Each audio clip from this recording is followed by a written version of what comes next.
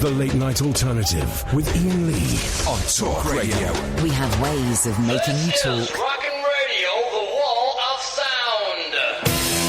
Wow! If you see that, my grind turns to mush. Citizen Kane, right again.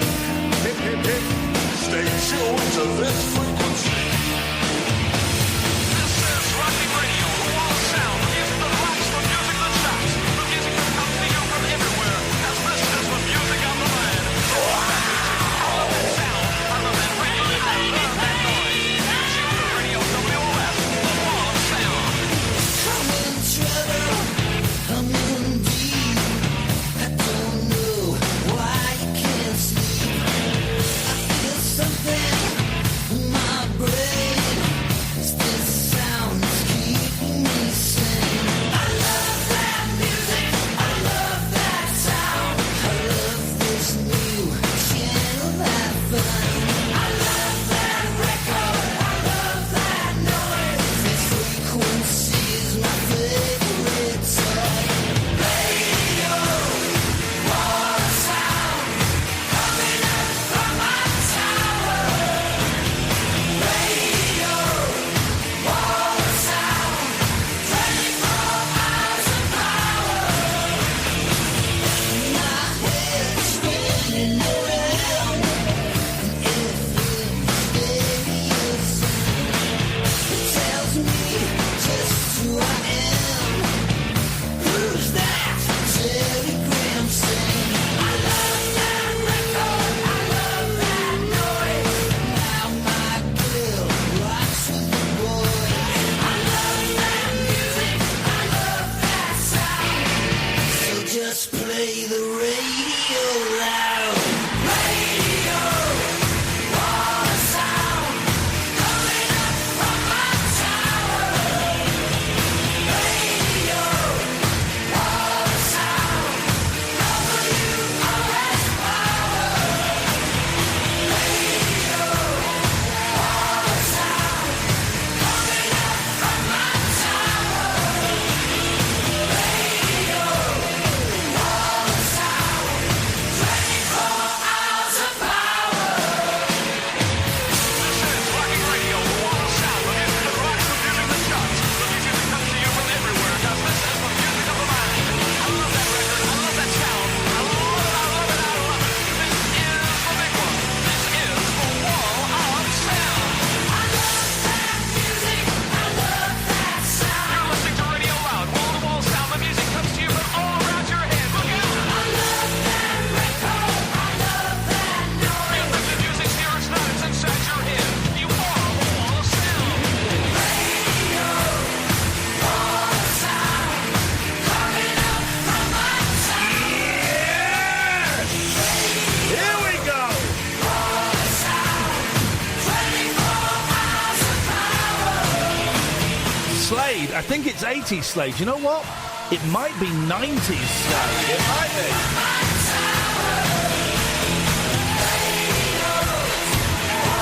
Next Friday, next week, we are going to have Dave Hill from Slade. He's going to be sat there! He's going to be sat there! Wall of sound. Stay tuned to this frequency.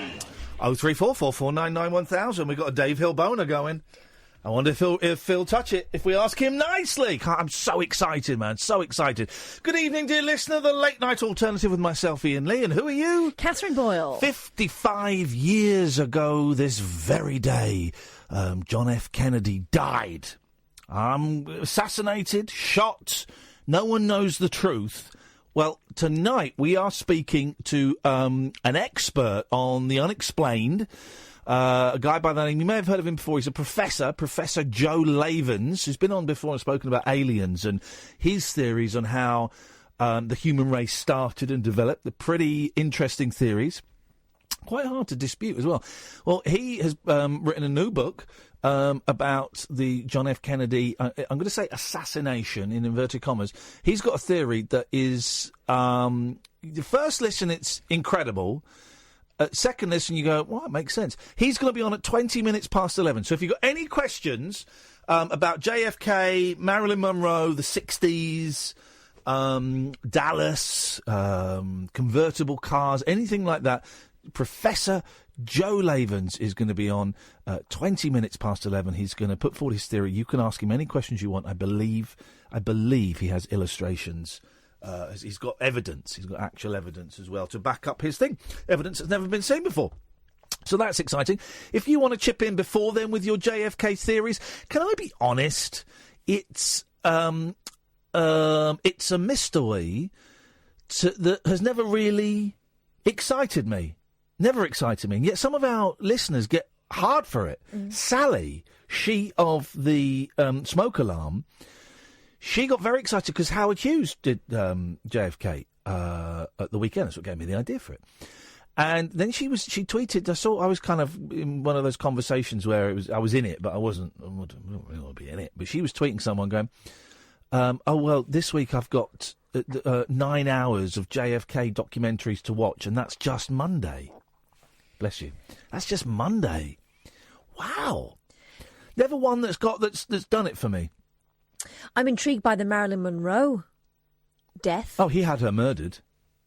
I mean, that's very fishy. Come on, bit of respect for the dead. That's outrageous. That is outrageous. Respect for the dead. He definitely had her murdered. Definitely had her murdered. I mean, that goes without saying. I wonder if Joe Laven's got any thoughts on that. Definitely had her murdered. But, Jay, so is his name John or Jack? John, but Jack is short for John, even though it's no shorter. But John is short for Jonathan. Yeah. And so John is short for Jonathan and Jack is short for John. This is never... I just don't get it. Also, wasn't John F. Kennedy, apart from having actresses murdered... I think he was a dope fiend, as we call it back in the day, a dope fiend. Yeah. He liked his drugs. Probably a sex addict. But wasn't he a lousy president as well? I don't really know enough about American politics to back this up with any facts. But he was, from what little I've gleaned... I'm going to take my jumper off, because I don't really wear jumpers. But I'm wearing one here, a little bit of belly for the ladies and some of the guys. From what I've gleaned, he was a pretty lousy... president. He backed Vietnam. He was back in Vietnam. He was all for sending the kids over there to kill everyone. I don't... Anyway, listen, if anyone knows anything about John F. Kennedy... Sally, now is your time. Now is your time to shine, Sallington. 0344 499 1000. I've had a busy day. I've had a healthy day. Very, very healthy day. I went to the hygienist... Enough hurt that. It really hurts. And it's bloody. It's blood. It's a young lady doing it. There wasn't much scraping going on. Instead, she was using a new technique of squirting with water. Oh, I like that. Yeah, it was still her. I mean, there's still scraping going on. And it's that thing now of... They feel funny at the back. If I rub my teeth along my tongue along the back of my teeth, I can feel all the indentations. Whereas before, it was like a smooth... just a smooth kind of run. But now I can feel of it. I preferred it when it was smooth and filled with gunk. But am I right that plaque causes Alzheimer's? I've heard there's a connection. That if you do not visit... Again, this might be a myth put around by the hygienist. A career that's only popped up in the last 10 years. Trust me, before 10 years ago, there was no such thing as a hygienist. You go to the dentist and they would polish... Remember they would polish your teeth with that delicious... Slightly bitter, but delicious... Chalky. Yeah, little brush. Don't do that now. I think you should go to the hygienist. All right, yeah, sure. But I'm pretty sure if you have plaque in your mouth, you get Alzheimer's. They found a correlation between... And here's someone who should be... Here's today's pervert. People who say plaque. There's a blue plaque... There's a blue plaque. Oh, God. Right, it's plaque in your mouth and plaque makes you a pervert. Have you seen that blue plaque? It's a plaque, come on. Have you seen the blue plaque? No. It's a plaque. Where was I going with that? Obviously, it's a plaque. Those are the people that say plastic. And auction. Oh, my mum went through a phase of saying hotel. She used to work in a hotel. What did you say? Hotel. My mum says theatre. So if that makes, So my mum's posh. I think my mum was trying to be posh. By saying hotel? Hotel. Hotel? For Yes. what? For hotel? Yeah. What? I don't know. I think it's a French thing. I don't know. She Your doesn't mum's even not speak French. She's from Manchester. I know. She's mum for it. I know. Hey, listen, we have just... There's another 18 minutes of it. I give you full permission to go and watch BBC 4 now, because we just watched the first hour of a Tomorrow's World live special. It was great. I think the young lady that was co-hosting it, I think she does a Tomorrow's World podcast for the BBC. So I think Tomorrow's World still exists as a podcast. Right. But it was great. They had... it was hosted by Maggie Philbin and Howard... I can't remember Howard's name. We were just talking about him. Howard Stapleford. Howard Stapleford. And then they had some of the other presenters. Judith Han came. Oh, it was great. But I didn't want to look at the new inventions. I just wanted them to talk through clips of the old things.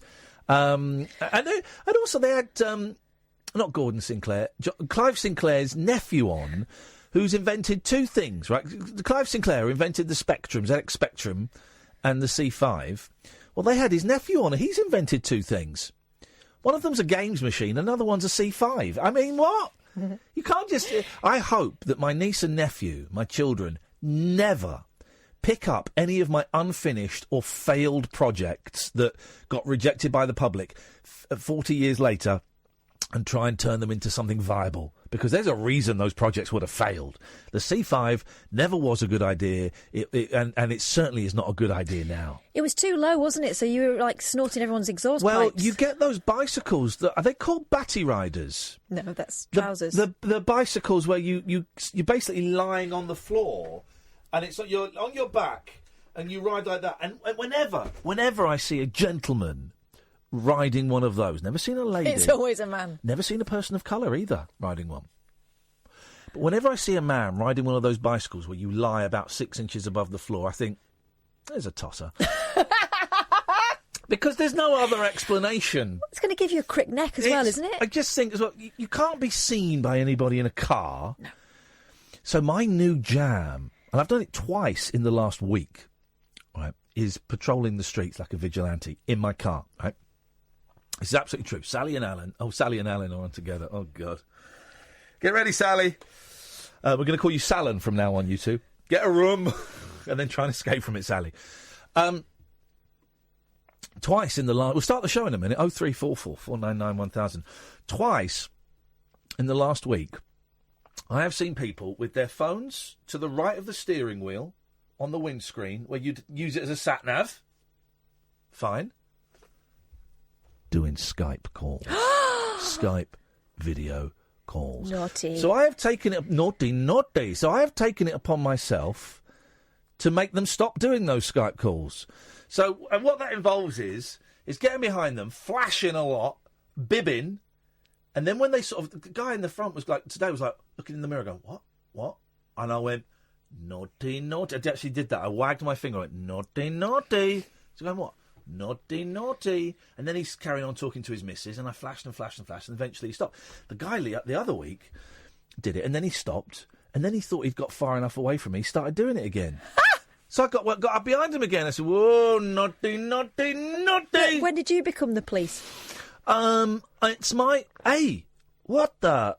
It's my duty to keep... It's all of our duties to keep Britain safe, keep the streets of Britain safe from jihadis. I'm not saying these gentlemen were jihadis. But from the high crimes like jihadis all the way down to the low crimes such as these scumbags doing Skype calls on their things. There was a big debate last week, wasn't there, about... and Ken phoned in about it. And I didn't know the story then, but everyone knows the story now, about the two coppers, one of which was a policewoman and a policeman, who were, I think, just like doing a routine car stop or something, and they got the crap kicked out of them. Really vicious attack. Yeah, she got a karate kick in the head, didn't she? She got a Bruce Lee style kung fu kick in the head, and she fell into the road and literally was like a foot away from a bus that was coming. Yeah. The bus could have killed her. Right. And of course, someone filmed it. And there's loads of debate on loads of radio stations. I'm kind of happy to do it here, even though we're a week after the thing. Well, the person who filmed this is disgusting. They should have joined in. People should join in. And in fact, the police officer has said, when you see police being attacked like this, and you shouldn't be filming it, you should join in. Well. First of all, actually, those two people that did it probably got caught because of the film that Evidence. person made. Yeah, evidence. Right. So actually, I'm not against that. But also, I'd like to think I'd get involved, but I have to weigh up the fact that I'm a dad of two little boys. I have to weigh up, if I get in there, are they going to have a knife or a gun? Possible. Are they going to kick the SH1T out of me and kill me? Again, that's quite possible because I ain't tough. There's a third thing you've got to think about. Yeah. Are you interfering? These are people who are trained to deal with these incidents. You're not. Are you just going to get in the way? Well, I suppose because she got knocked out, the woman. I mean, it's a horrendous story, and I would like to think at some point I would have piled in, or at least gone in and made a noise, like when there's a fox in the garden. Hey! Hey! That'll do it. It might do it. It might actually But do then it. you might have been caught on camera applauding. Yeah, applauding. And also it's that thing of, there were two coppers, there were two of these idiots. If you're there with a couple of other blokes, you go, if we all run together and make a noise, that might, I don't know. And also, it's all very well saying, well, citizens should get involved. And no one knows how they're going to react in that situation. We are not trained. The police are trained to run towards stuff that we, as humans, are conditioned to run away from. Mm-hmm. That's just the way it is. Unless, of course, you're the head of the Met and there's a terrorist attack on a bridge, in which case you get in your car, you lock the door and you drive away. But they are trained. They have training that kind of overrides that instinct of flight, and they run towards. So no human being knows exactly how they would react if you saw something like that going on. I think I'd probably be frozen with fear and indecision. Probably. I don't know. We can talk about that. We can talk about anything. 03. It's the joy. We can talk about anything. 03 44 499 1000. So far we've got... these are proper phone-ins. If you saw a copper being attacked, would you go in and defend? Or would you film it? And I'm not making a judgment saying filming is necessarily a bad thing. Your theories on JFK... did he murder Marilyn Monroe? And some other things that we threw out there. I can't quite remember what they were. 0344 499 1000 is the telephone number. This is the Late Night Alternative on Talk Radio. The Late Night Alternative with Iain Lee on Talk Radio. We'll get you talking. Another exciting thing, more exciting than the plaque. That wasn't that was me being healthy.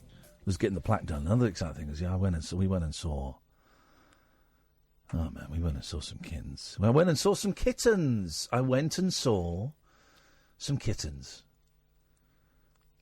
I came with you and saw the kittens. I know, because I had to have I had to have you there to ground me, because I would have just been like weeping like a child. I'm not the person to take to ground you when we're talking about kittens, because I really want a kitten. I'm not allowed one, so I'm like, yeah, take all the kittens. We'll have them all. I'm thinking, listen, my cat is never going to die. She's coming up to 20. I think I've got like another 5, 6, 7 years of that girl. She's staunch, but so I kind of been thinking, I would love some kittens. I know the kids keep talking about it, and I would love it. I would absolutely love it. And I didn't get Velvet when she was a kitten. I got her when she was a 2-year-old. She was a teenager. So I kind of posted on Twitter and Facebook, I'm looking for some kittens. If anyone, any suggestions. And a very kind lady got in touch and said, well, we foster cats. I couldn't be a cat fosterer, because everyone that came in, I go, okay, look after it. Well, you're staying. She's kind of done that, though, hasn't she? She had 12 in the house. Every time she gets a cat, she keeps it. They are gorgeous, though. I don't blame her. But there was nowhere to sit. The cats had all the seats. They did. But they were beautiful. I love it. And I totally changed my... Because I've always said, if you've got more than 3 cats, you're a weirdo. And I'm taking that back now, because I could see... I retract that, and I apologise. I mean, there are still some weirdos that have got more than 3 cats. Yeah. But I retract that, because I could see myself having just cats in every room. Do you know what I noticed as well, or rather didn't notice? There was no smell. You don't get the smell with cats. If they've got a litter tray indoors, you can do, because their pee is very, very acidic. Very acidic. So you've got to change that, like, a couple of times a day. But it's not like dogs. Dogs stink and cats don't. Anyway, so this very nice lady got in touch and said, well, I've fostered some cats, and we've got some cats here that no one wants because they're black. Racist. racist towards cats. I don't get the I don't want a cat because it's black. Velvet's black. I think, to me, that's a proper cat. A moggy is what I would call it, a moggy. Proper, old-fashioned, 70s British cat. Well, I think they're elegant black cats. Beautiful. They're a design classic. I think they are. So I'm up for that. So anyway, we went and met these two little girls, about 4 or 5 months old. Adorable. Oh man! So now we just got. I've just got to double and triple and quadruple check that my garden is cat safe, because there's a train line at the back of the garden, and it's a slight concern. I know that my cat can't get there because she's old, so she can't climb anything, or she walks around and she's in the perimeter. She's in that garden and she can't get out because she can't climb anything. So I need to go and check it tomorrow. And see if mischievous young cats could get to the train line, which they possibly could, I think. I need to double check. And if they could, what could I do to stop them getting there? So I'm thinking an electrified fence, like they have for sheep. A force field? Force field, a wall of daggers. Yeah. By the way, when was the last time you held an electrified fence? Youth club. It would have been about 1994. Yeah, I did it 5 weeks ago. Why? Yeah, because, I was out with the boys geocaching. Were you all holding hands? No. When we went through a field and the boy said, "Is that fence electrified?" And I said, "No, I don't think." Yeah, it is. Yes, yes, it is. And half a shock. Yeah, it's a real shock, because I remember it not being. Have you seen the clip of the woman, the New Zealand woman, who gets it and she falls on her face and gets poo in her face and her trousers down. Yeah, it's electric. I just remember youth club, and don't try this at home. Lick it. Unless you've already tried this at home. We used to hold hands and then the person at the end used to touch it. Simple country pursuits. She touches it with her bare arse. Yes. Yeah, that's what she Well, she's asking for it. Yeah. Right, 0344 499 1000 is the phone number. Let's go to Caddick first. Alan, what happened on yesterday's show? You were changing names. Correct, sir. What can we do for you tonight? I understand you got Sally as well. Okay, we'll get to Sally in a minute. No, can we have Sally on the same line? Because it means I've been cooking something up. Okay, what, a dick pie or something? No. Puerile! That is puerile! We'll not defend that if Ofcom complain. Okay, well, we'll get to Sally in a minute. Alan, what have you called in for? Noel Lemon was doing what you did last year. What, being brilliant and winning the heart of the nation? Or eating a pig's vagina? No, he's been hiding food. I didn't hide food last year. You hid it inside yourself. This year. Hiding cheese and grapes tonight. Yeah, well, I didn't do that. Yeah, you had a load of strawberries. Yeah, but that's not the same. All right, Also, anyway, they weren't a load. No, there were 12. There were however many. There were like 11 strawberries, I think. Anyway, I don't really care. I couldn't care less. So, as I keep telling you, all right. So, and I want to change my name. Oh. Hello. Ian? What was that? Hello? Ian? Calf, you there? I can hear you laughing. Oh, can you hear me, Alan? Hi, Sally. Oh, hello, Ian. Ian? Alan? Sorry. I'm sorry. Hello, Alan. You all right? Do you see the humiliation I have to go through, Sally? You need to listen more, Alan. I mean, I'm busy looking after my mum all day. I don't have time to listen. I mean, I haven't even got the app on my phone. Yeah? But use it. Yeah, because you have all my data. Yeah, have you not got a radio? No, I haven't got a digital radio, and I'm waiting for it to come on preview so I can listen on the telly. Well, what about the internet? My Wi-Fi's playing up at the moment. Oh, right, okay. I'm waiting for talk radio to come to preview. Oh, but well, I don't think that's going to happen. But I think you need to. It's good. Yeah, I know, but I think you need to listen more. But what? You know, but I mean, what we discussed about prosecuting Ian. Yeah, you want to put Ian on trial, yeah. Yeah, I think we should still go ahead with it. You think so? You think that'll go down well, do you? Well, get Judge Boyle for a ruling. Okay. And what, you want me to prosecute? Yes. Well, maybe. We'll see. Maybe if Iain puts it out to the public, well, they can vote, maybe. Well, he's not talking at the moment, is he? So maybe he's having a conflict with Judge Boyle. What do you want to prosecute him for? The humiliation I have to go through every night. Right. But I mean, I listen to other callers who are not me, and they just go straight through. But he doesn't ask them what happened in previous nights.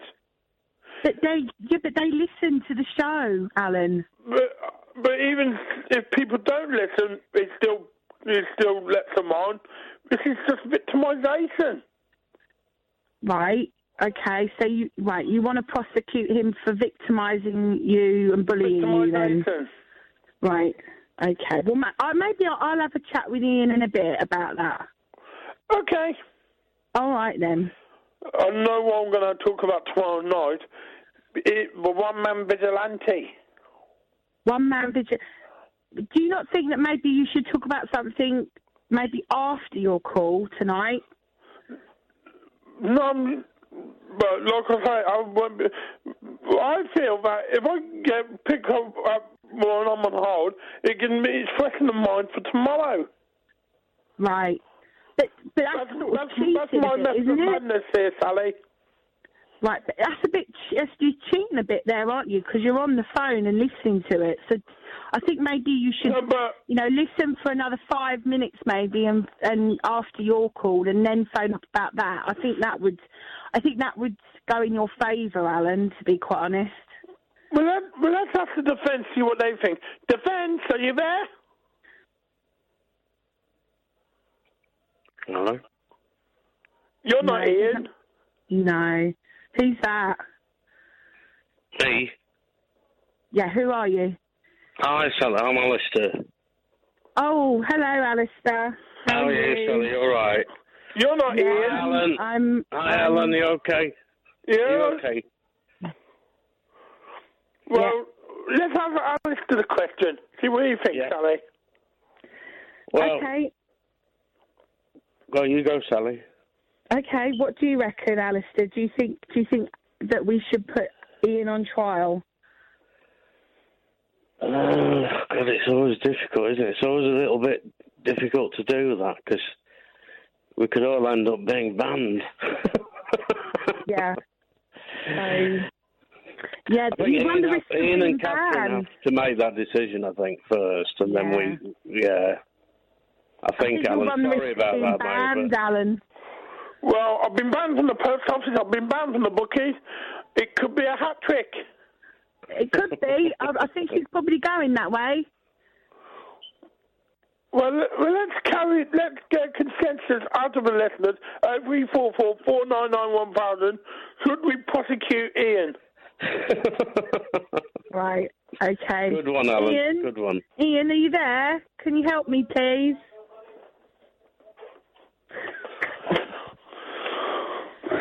I don't think Iain's there. About JFK. What? I phoned up about JFK. I didn't realise I'd have to talk to you, Hey, Al. Sally, I did as well. I understand from what Iain said that you're a massive follower of all the information about JFK. Yeah, I've been reading about it for about 30 years. You know it's a conspiracy. Yeah. I just wanted to say that I've seen the Oliver Stone film. I don't know if you've seen that one. And I've seen a lot of the documentaries with the different theories. Now, the one that I think is probably the best one, have you seen this? The one where they say that the secret... Oswald did actually shoot, but then the secret agent George Hickey in the car behind picked up the rifle and accidentally shot. And that was the shot that took his head off. No, I don't, because it came from behind. I don't think the shot came from behind. Oh, right. No, but but here's a question for you. We know Lee Harvey Oswald killed JFK, but why did Jack Ruby shoot Lee Harvey Oswald? Well, we don't know that he shot him. It's the most historical fact that Lee Harvey Oswald was killed by Jack Ruby.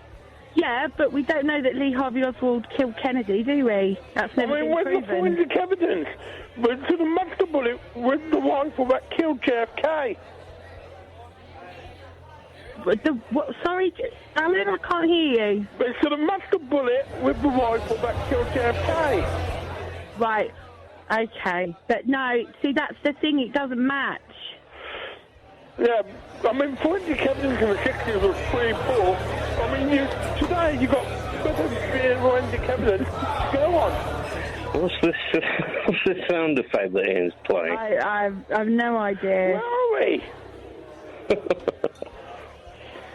So no, Alan. The rifle, the bullet hole in the head doesn't match the rifle that. No, I'm talking about the bullets in the body. The bullets in the body. Yeah. They will be in the National Archive, and that's probably been done. No, they lost his brain, Sally, didn't they?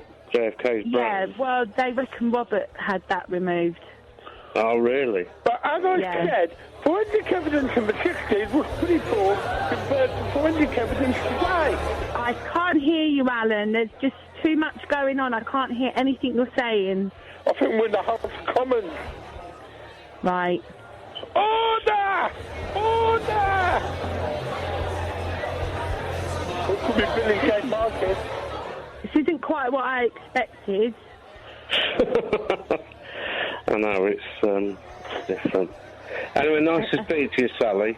And you, Alistair. And sorry for all that, as you know. I'm sorry for all that. You know what? Don't worry about it. It's absolutely fine. All's forgiven. It's fine. And just look after yourself. And you are one of the best contributors to this show, I feel. Oh, thank you. And Ian should actually listen to you more, I think. Do you reckon? Yeah, I think people need to listen to me more. All right, I'm going to ring off now and leave it to you lot. All right, then. Bye. 03444991000. Oh, God. Are we actually on radio at the moment? I don't know. Ian, can you please save me from this? I want to talk JFK. So, Alan, what do you reckon then? Oh, I'm not even talking to Alan now, am I? I'm just on my own.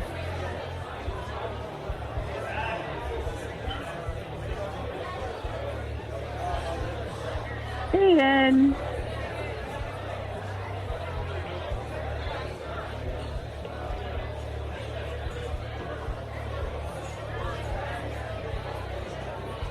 Well, this is fun.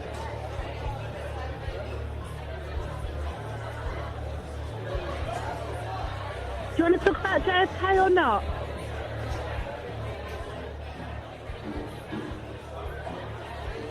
No? Okay. Bye!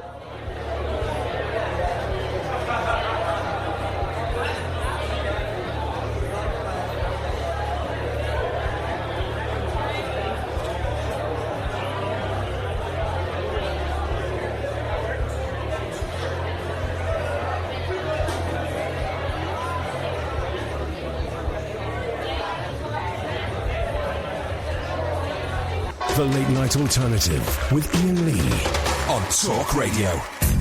Now, we know Alan got banned from the bookies for being racist.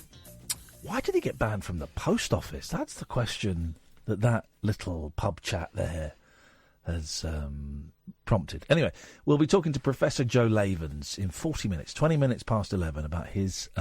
he's been sifting through all of the JFK evidence, and he's got a pretty unique theory that you're really going to want to hear. And it's amazing, 55 years after the date, we're still getting new evidence and new theories coming forward. But I think we can safely say you've probably heard all the theories up till now. This really is groundbreaking. This is it. This is something special. 03, the switchboard is empty now, thank God. 0344 499 1000 is the telephone number.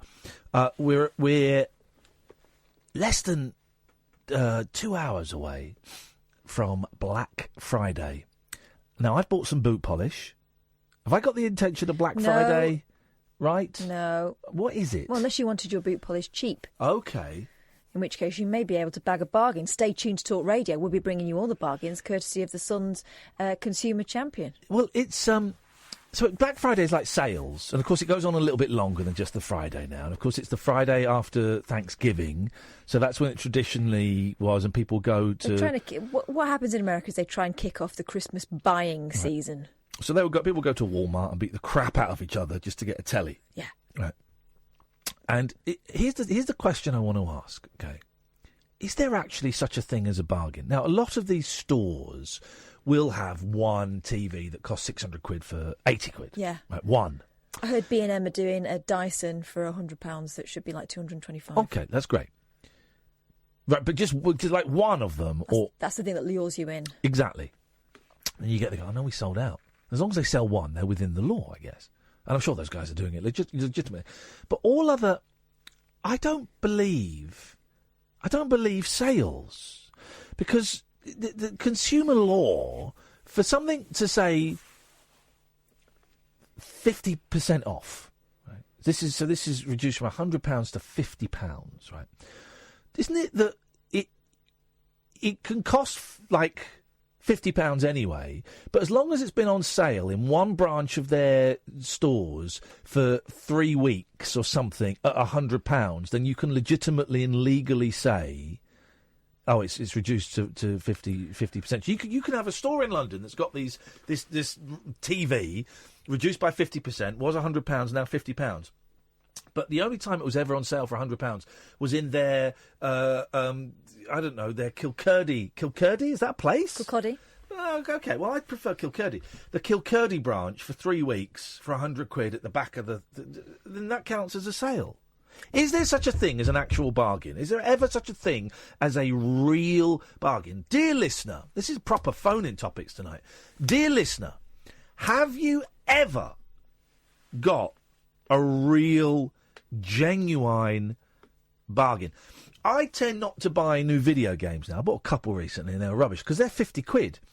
But if you wait 6 months, then they're 25, 30 quid. And if you wait a year, they're 15, 20 quid, which is much more affordable. Is that Steve Austin calling in? Oh, the lad on Twitter's calling in. This is going to get... The $1 Million Man? It's going to get a little bit fruity, guys. It's going to get a little bit fruity. So here's the question. Has anybody ever actually... Hover over your dump button, Sam. Has anybody ever actually had a real, genuine bargain? 0344 499 1000 is the telephone number if you want to give us a call. I've got Steve Austin, the $6 million man. Evening, Steve. Good evening, Ian. How are you? I am fine, Steve. How are you?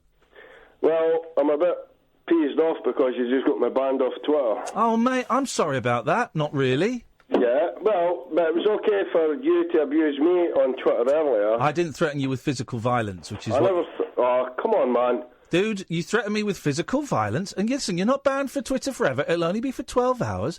Just have a long, hard think. Physical violence? What did I actually threaten you with?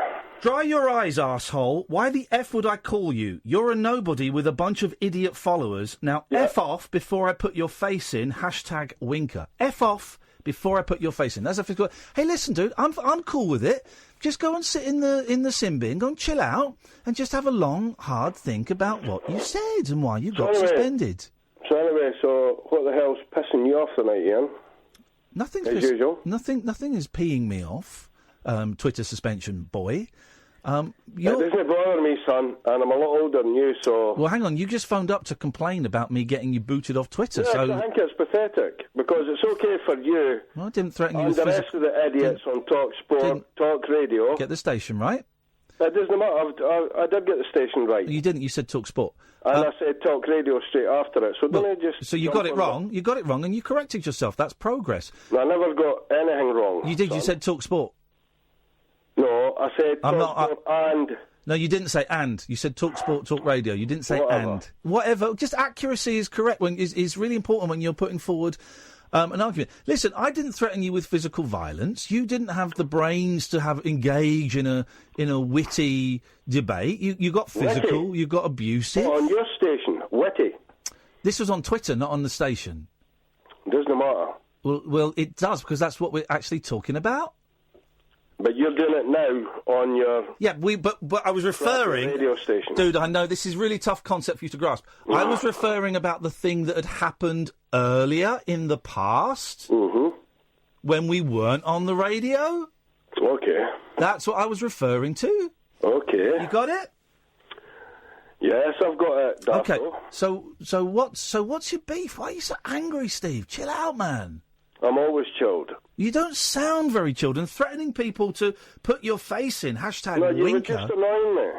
I've got no grudge. No, you know what? You're right. If someone's annoying you, threaten to punch them. No, the thing is, I could back it up as well. Oh, he's a tough guy. So what? So what? You could beat me in a fight? Yeah, probably. So what? I've read more books than you. You know, it's a different world. So what actually have you done in your life that's better than me? Probably nothing, Steve. You are a better man than I. I'm not saying that I am. I'm not a better man than anybody. I'm just the same as anybody else. No, I think you're slightly worse than everybody else. But never mind. Why Listen, is that? dude, Why is that? dude, because why are you so angry tonight? I'm man? not angry. Well, you're very angry, Steve. You're coming across as angry, man. Yeah. No, I'm not angry. Okay, I think. Listen, you're old in the language. What's your All language? right, okay, sorry. Listen, but it was a joke. Yeah, okay. Well, then don't be so upset about it. You sound very, very triggered, you little snowflake. But eventually, I had to phone in because you kept on giving me your silly number. So I phoned my brother. He gave me the number because you managed to get me banned for Twitter before I could actually. Got you timed out. It's a timeout, snowflake. Please don't be so triggered. Come on. Snowflake. Pardon? What do you say? What? You call me snowflake? Huh?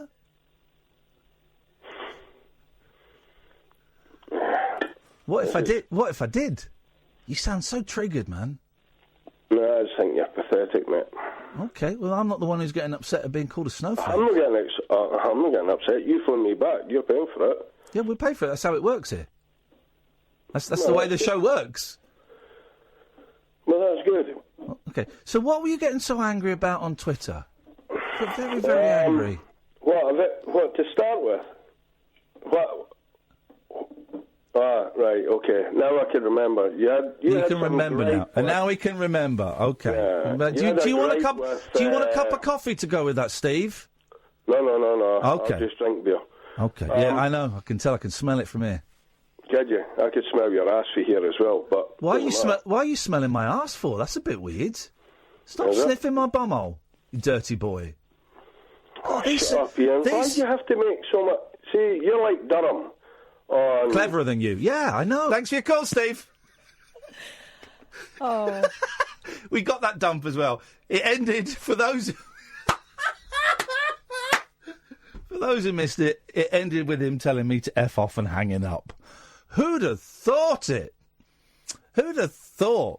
I don't want to say anything, and this is the tagline to the video. I don't want to say anything, but that guy was a listener to the Two Mics. They're not the brightest listeners in the world. You stay tuned to Talk Radio, guys, where we have intelligent listeners. 0344 499 1000. That's my favourite call in a long, long time. Why did he want to smell my bum? That came from nowhere. Did you call me a snowflake? Huh? He wasn't angry, though. It's fine. He wasn't angry. Very relaxed. 2 F-bombs in a 5-minute phone call. Very, very angry. And I think he was born in 66. That's, I think, 64.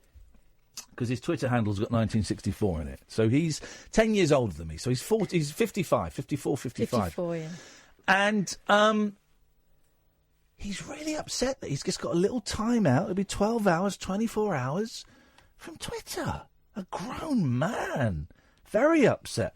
Steve, just have a think about what you said about the threats of physical violence and how that can make an impact on you. Can I just say as well, a really interesting, really, really sad story in the paper yesterday. Matthew Wright, one of the presenters on this station, admitting that he has got PTSD as a result of leaving his lightweight, fluffy, daytime panel chat show. That show caused him PTSD. And Matthew, I think that's karma. Just imagine how bad your guests felt when they were booked on there to talk about one thing and then lied to 4 times, and then relentlessly questioned about something they didn't want to talk about. And the guest politely declined to talk about it until you kept pushing, like, I don't know, an a-hole, causing them to walk off quietly and politely and respectfully during the break.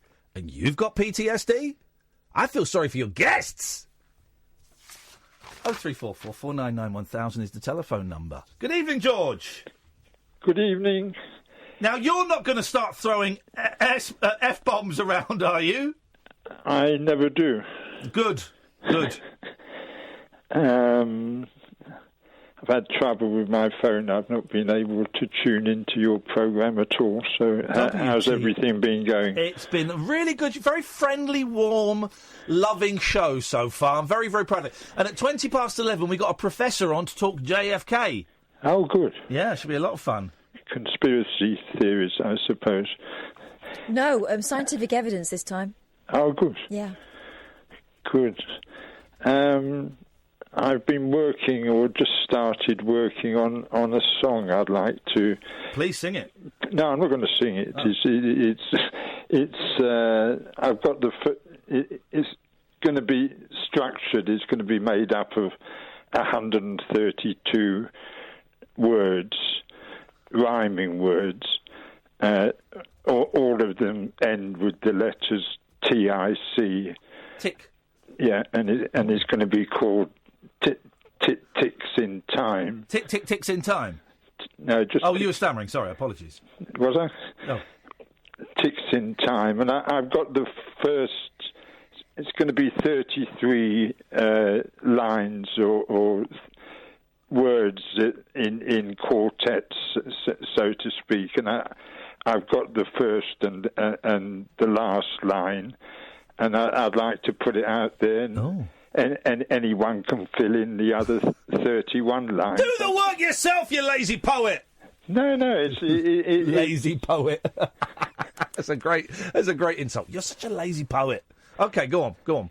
So the first line is optimistic, quixotic, futuristic. Hang on, so all of the words have to end in tick. It's not just the last word of each line. No, all of the words. Well, then then it's not a poem. It's just like a shopping list.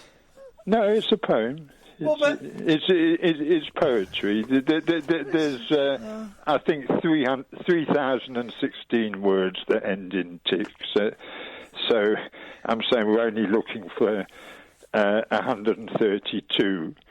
And as I say, the first line is optimistic, quixotic, futuristic, hypnotic. Brexit? No. And the last line is... ruining this. The last line is altruistic, dramatic. You want 30? You want 30? So 32 lines of just words that end in tick. Lunatic. I've got one. Lunatic. Yep. Yeah, that's okay. But you need like another. Hang on. So how many words are in each line? 4. So you want pedantic. 36. You want 120. You want 120 words written for you. Lazy git. No, I'm doing a version myself. I just imagine lots and lots of versions. And whoa, Sam is typing on the screen. His lyrics rival yours. What are you talking about, man? I'm the new Bob Dylan. I'm Bob Dylan reincarnated, and he's not even died yet. So can I give you the last line? Please do, George. Then we're going to go to the news. Go on. Okay. Altruistic, dramatic, bombastic, pluralistic, mega bombastic, ecstatic. Okay. All right, George. It's out there. It's in the universe. It exists. Let's see how many people can be bothered to finish your poem, you lazy poet. The Late Night Alternative with Iain Lee on Talk Radio. We have ways of making you talk.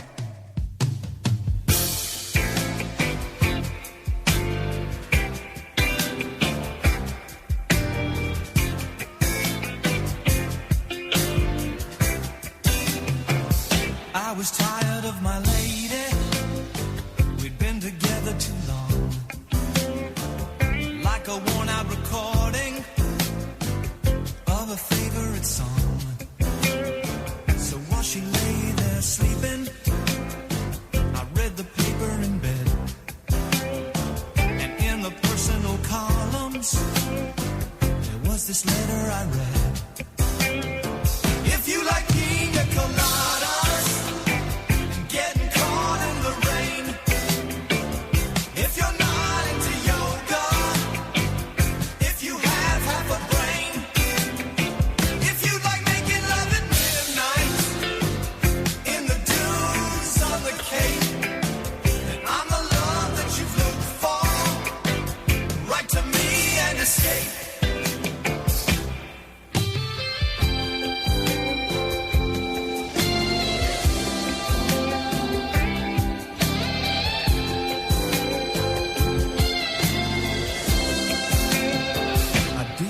About my lady, I know that sounds kind of mean, but me and my old lady have fallen into the same old routine. So I wrote to the paper, took out a personal ad, and though I'm nobody's poet, I thought it wasn't half bad. Yes, I like pina coladas and getting caught in the rain. I'm not much into health food, I am into champagne. I've got to get you by tomorrow noon and cut through all this red tape at a bar called O'Malley's, where we'll plan our escape.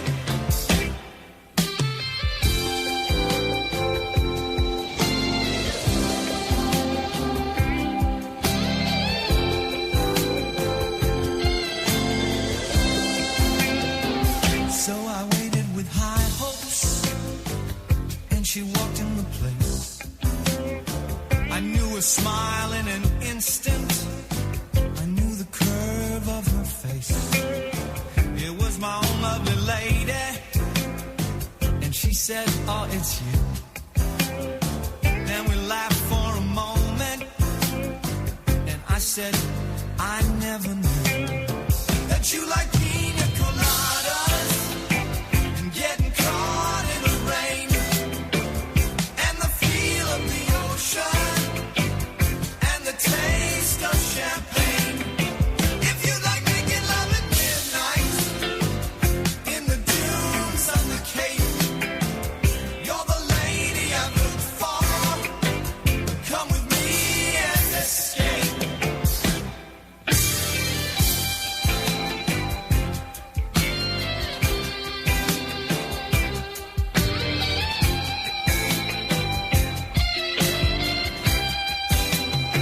If you like pina coladas and getting caught in the rain, if you're not into yoga, if you have half a brain, if you like making love at midnight in the dunes of the Cape, then I'm the love that you look for.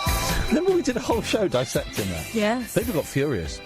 Oh, I think it's because we didn't finish the last verse. 0344 499 1000. Coming up in a few minutes, we're going to speak to Professor Joe Laverns about his new book called JFK, The Indisputable Evidence. 55 years ago today, JFK was blown away. Oh, hang on. Well, I don't know what this is.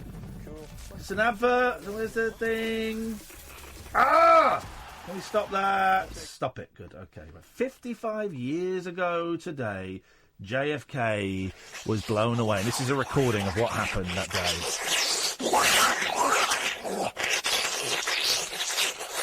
There we go. So that's good. In the meantime, if you want to give us a call about JFK or anything else, you're very, very welcome to 0344 499 1000 is the telephone number. Asking if anyone's ever had a bargain. I saw someone had tweeted they bought a bag for £2. They thought it was a fake Louis Vuitton. And But it was a real one. It was Amy. Yeah, it was a real one. A car boot sale. You don't believe that. You think she's lying. You think she's a liar. I think she could be lying or telling the truth. It's one of the two. Yeah, definitely. But you think it's a lie? I think that maybe... Amy, are you lying? No, I'm not saying she's lying. Kath is saying you're lying, and I'm... Someone might be, but someone might not be. Well, how would you know it was a real one? Because it's got the logo on the outside. How would you know? Don't know. Do bargains. Workmanship, I guess. But my sister used to be cabin crew, and she used to bring some excellent fakes back from Hong Kong. Those Chinese are very, very clever. Yeah, very thorough. And they even came in like the proper bags and stuff, the sort of care bags and things. You know, in like Hong Kong and China and Pakistan to a certain extent, you get like fake PlayStations called like PlayStation and PlayStation and stuff like that, and they look like PlayStations, and I don't know if they play PlayStation games or not. I don't know, but they're very clever, the Chinese. Yeah, and yet all they can do is turn that skill and intelligence towards making hooky copies. Why don't they come up with their own ideas? They've come up with quite. Name one idea the Chinese have come up with. Fireworks, pasta. Right. First of all, fireworks come from Tesco. Pasta is Italian. Next. Next. Sweet and sour. Racist. 0344 499 1000 is the telephone number. They don't do sweet and sour properly over there. Have you ever had sweet and sour in China? I've never been to China. Well, you should go. It's disgusting. Not the country. When we went there, did they invent China? Like bone China? No, they didn't actually. No, but they didn't. When we went there, we went to visit Tiananmen Square, and it was boarded up. It was boarded up. Tiananmen Square was boarded up. Why? Because it was none of your business. I think so. I went to the Forbidden City. Have you seen? There's a film I've not seen for a long time. I want to see. Last Emperor. Yeah. Best film. Mate. I love it. Isn't it? Isn't it a movie? It's beautiful. Oh, I used to have that on VHS. I don't think I've got it on VHS anymore. I think I've got a DVD. What a movie. Speaking of movies, this Sunday at 2 o'clock in King's Cross, we're showing an American movie. Funny documentary from 1999 about two guys trying to make a movie. And I don't think the director's going to join us because he said, messaged me a couple of days before and I'll let you know. And I've WhatsApped him and texted him and he's not replied. The star of the film, Mike Borchardt, did reply to me and say, "Nah, I'm not getting involved in this." And I need to reply to him because we'll try and get him on the show. Actually, I think I'd get him on the radio show to talk about stuff he's made himself. To talk about stuff he's made himself. Yeah, definitely. And so actually, yeah, I will reply to him tomorrow and see if we can invite him on the show. But I wonder whether he'd come on to talk about the stuff he's done himself on Sunday. If we phrase it like that, rather than talking about American movie. You know what? That's a really clever way around the problem. Because we can say, obviously now we're all curious about you. What are you up to?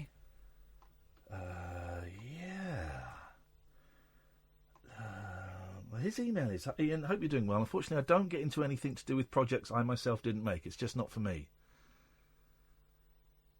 But if ever there is interest in my real work in years to come, I'm down. Stay strong and successful like you are. Best Mark. No, that to me sounds like a... that sounds to me... I think it's worth asking. He'll only say no again. That's fine. I don't want to annoy the guy. Why? Well, because I like being liked by people. Kissing you off. And I said kissing.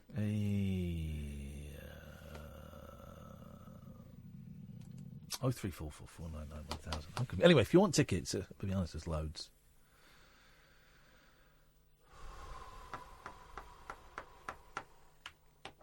IainLee.com/event. IainLee.com/event. It's Tuesday. It's 2 o'clock. Not Tuesday. It's 2 o'clock this Sunday, and you would be very, very welcome to come and join us. We'll watch a film. We'll have a laugh. We make noise. The bar is open throughout the film. You can shout. You can cheer. We're going to bring sweets.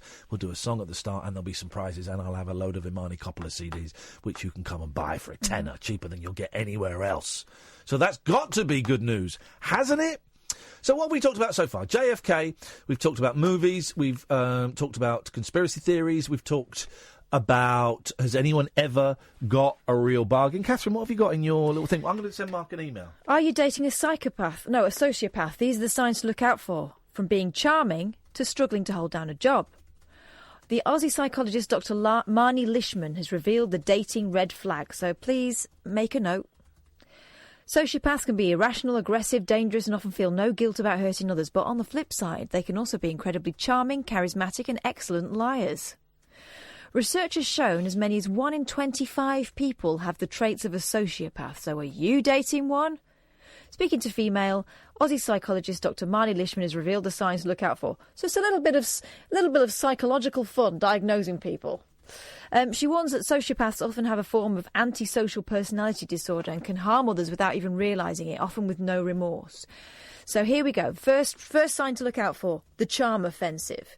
Is your partner overly generous with his compliments? It may seem flattering, but sociopaths are very good at turning on the charm to get people to like them.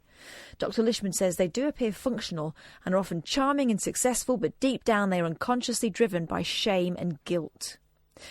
2. Work-shy worries. A sociopathic personality can cause a whole range of problems in the workplace, meaning someone may struggle to hold down a job. Dr. Lishman explained they may be often quite ruthless with staff, show a blatant disregard for team members, lack empathy, as well as being hard to connect with. They also may be guilty of blaming others when things don't go right, breaking rules, not coming across as a team player, and generally pushing the boundaries. If your partner's been fired or quit several jobs, seemingly out of nowhere, it may be a reason to be concerned. See, these things kind of flare up with everybody, don't they? I mean, maybe not all of them. I wasn't listening. No. I was emailing Mark Borchardt. That's fine. Talking about, are you going out with a sociopath? I'm not going out with anyone.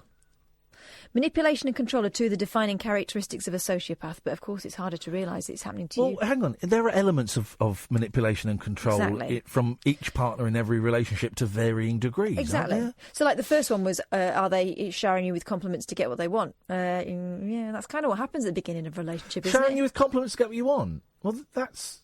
romance. Arguably. Well, no, hang on. Because if you're going out with someone, you will pay them compliments...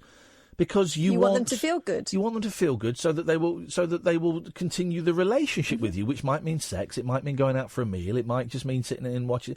This isn't unless I'm a sociopath, in which case this is nuts. Well, if your partner's been fired or quit several jobs seemingly out of nowhere, it may be reason to be concerned. There we go. That's me. That's me.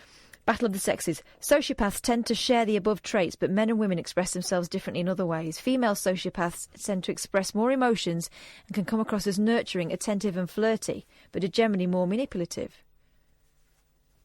Nurturing, attentive and flirty is nice, isn't it? Ian? Ian, have we lost you? Ian's getting his guns out. What are you doing?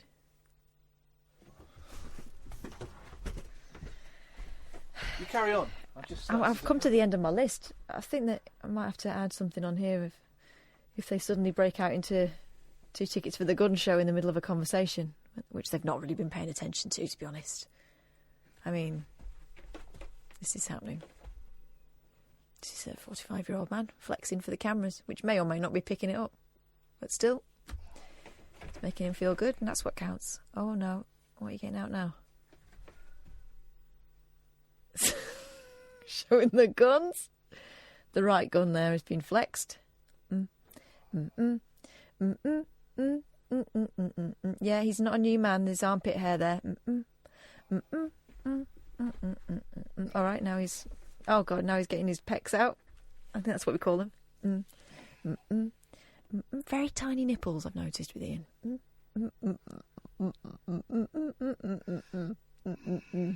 Oh, there you go. Some flexing sounds happening.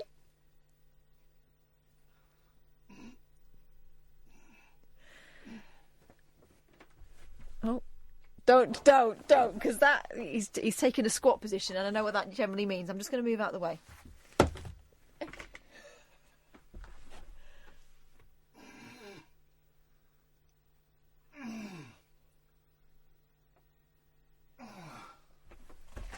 Okay, that done now. Sorry, there was a camera in front of me, and I just thought I'm looking quite buff, so I've rolled my sleeves up, and I like my sleeves like this. I'll keep the sleeves like this. I look like a bad boy.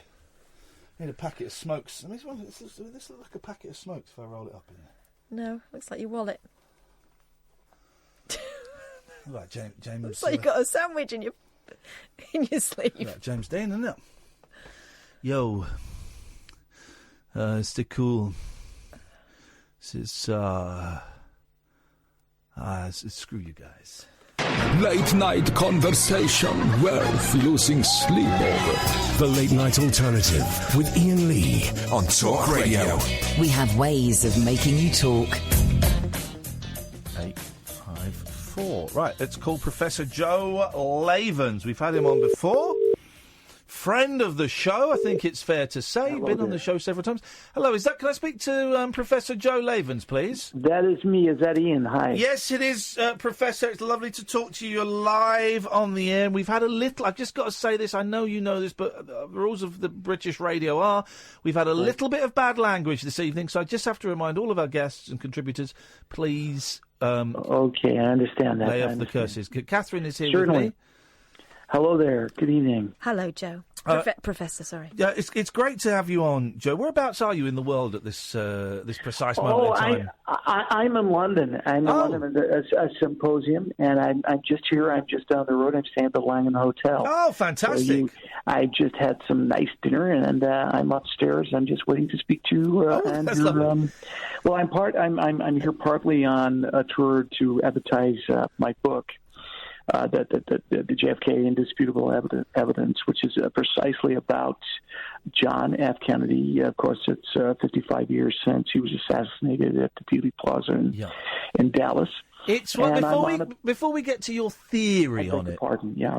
Sorry to interrupt. Before we get to your theory on it, I just wondered, why do you think? For me, it's the greatest mystery of all time, and I'm fascinated by it. Yes, sir. Why do you think that 55 years later, people are still talking about JFK? Well, I think he was a great man. I think that at the moment, certainly, we don't have a president that many people are proud of. And I think that, of course, as you say, it's one of the most incredible, compelling stories. Who was he killed by? There's so many people that you can point the finger at. Lee Harvey Oswald is certainly one of them, although he did not shoot John F. Kennedy. Wow! Already that's... Oh, yes. Because I don't know much about it, but that in itself is quite controversial. Oh, I don't know. If you look up the assassination of JFK, there's plenty information on people, on people's beliefs on who did actually kill him. So my particular interest, given what we've spoken about before, won't surprise you to hear that there is an extraterrestrial connection, if you like, to what happened to John F. Kennedy. Okay, well, it's interesting you said it. Do you mind? We've got some callers, Professor, including Sally, who phones the show a lot. And Sally, I think it's fair to say that you're a John F. Kennedy groupie. Yeah, I've been. But even though he's dead. Sorry. Even though he's dead, you're a groupie. Well, not a groupie. I'm just interested in it. So I wouldn't say groupie. Right. No, yeah, he's dead. Yep. But yeah, I've been reading about it for about 30 years. Hi, Joe. Can I call you Joe? Yes, you can, of course. What is your contention as to what happened to John F. Kennedy? Oh, well, I don't know. I'm more interested in what you think. Do you think Lee Harvey Oswald killed him? Because Joe is saying categorically no. No, sir. No, sir. No. You're saying, yeah. I think there was some involvement, but I don't think that he was alone in doing it, no.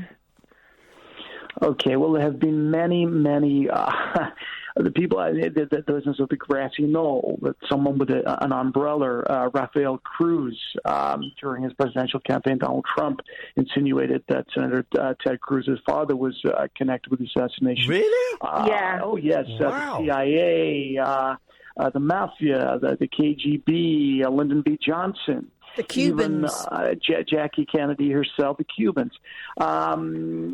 What I'm interested in is not so much the Illuminati, which is another one that people have pinpointed, if you like.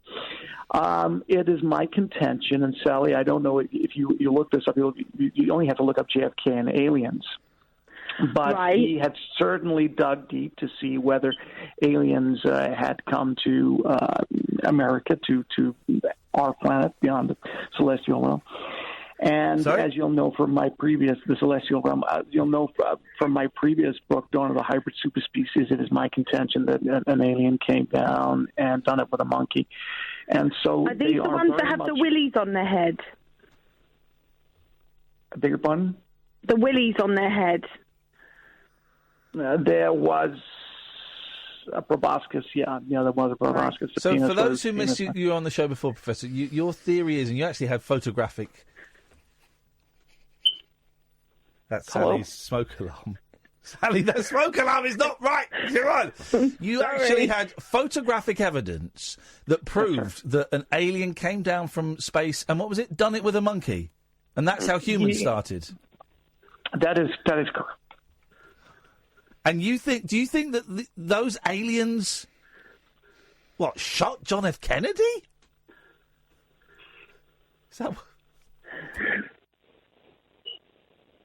Is that what you think? No, that is not my contention that they did that. I think that certainly Lee Harvey Oswald was trying to shoot John F. Kennedy in the Dealey Plaza. Don't shoot him in the Dealey Plaza. Go for the head. It's much more polite. No. That's amusing. But no, my contention is that the alien species wanted John F. Kennedy to install him in the White House. What Lee Harvey Oswald's position was is not really my concern. No. I'm saying that the aliens stopped 3 bullets, and that is precisely what the Warren Commission said, that he shot 3 times.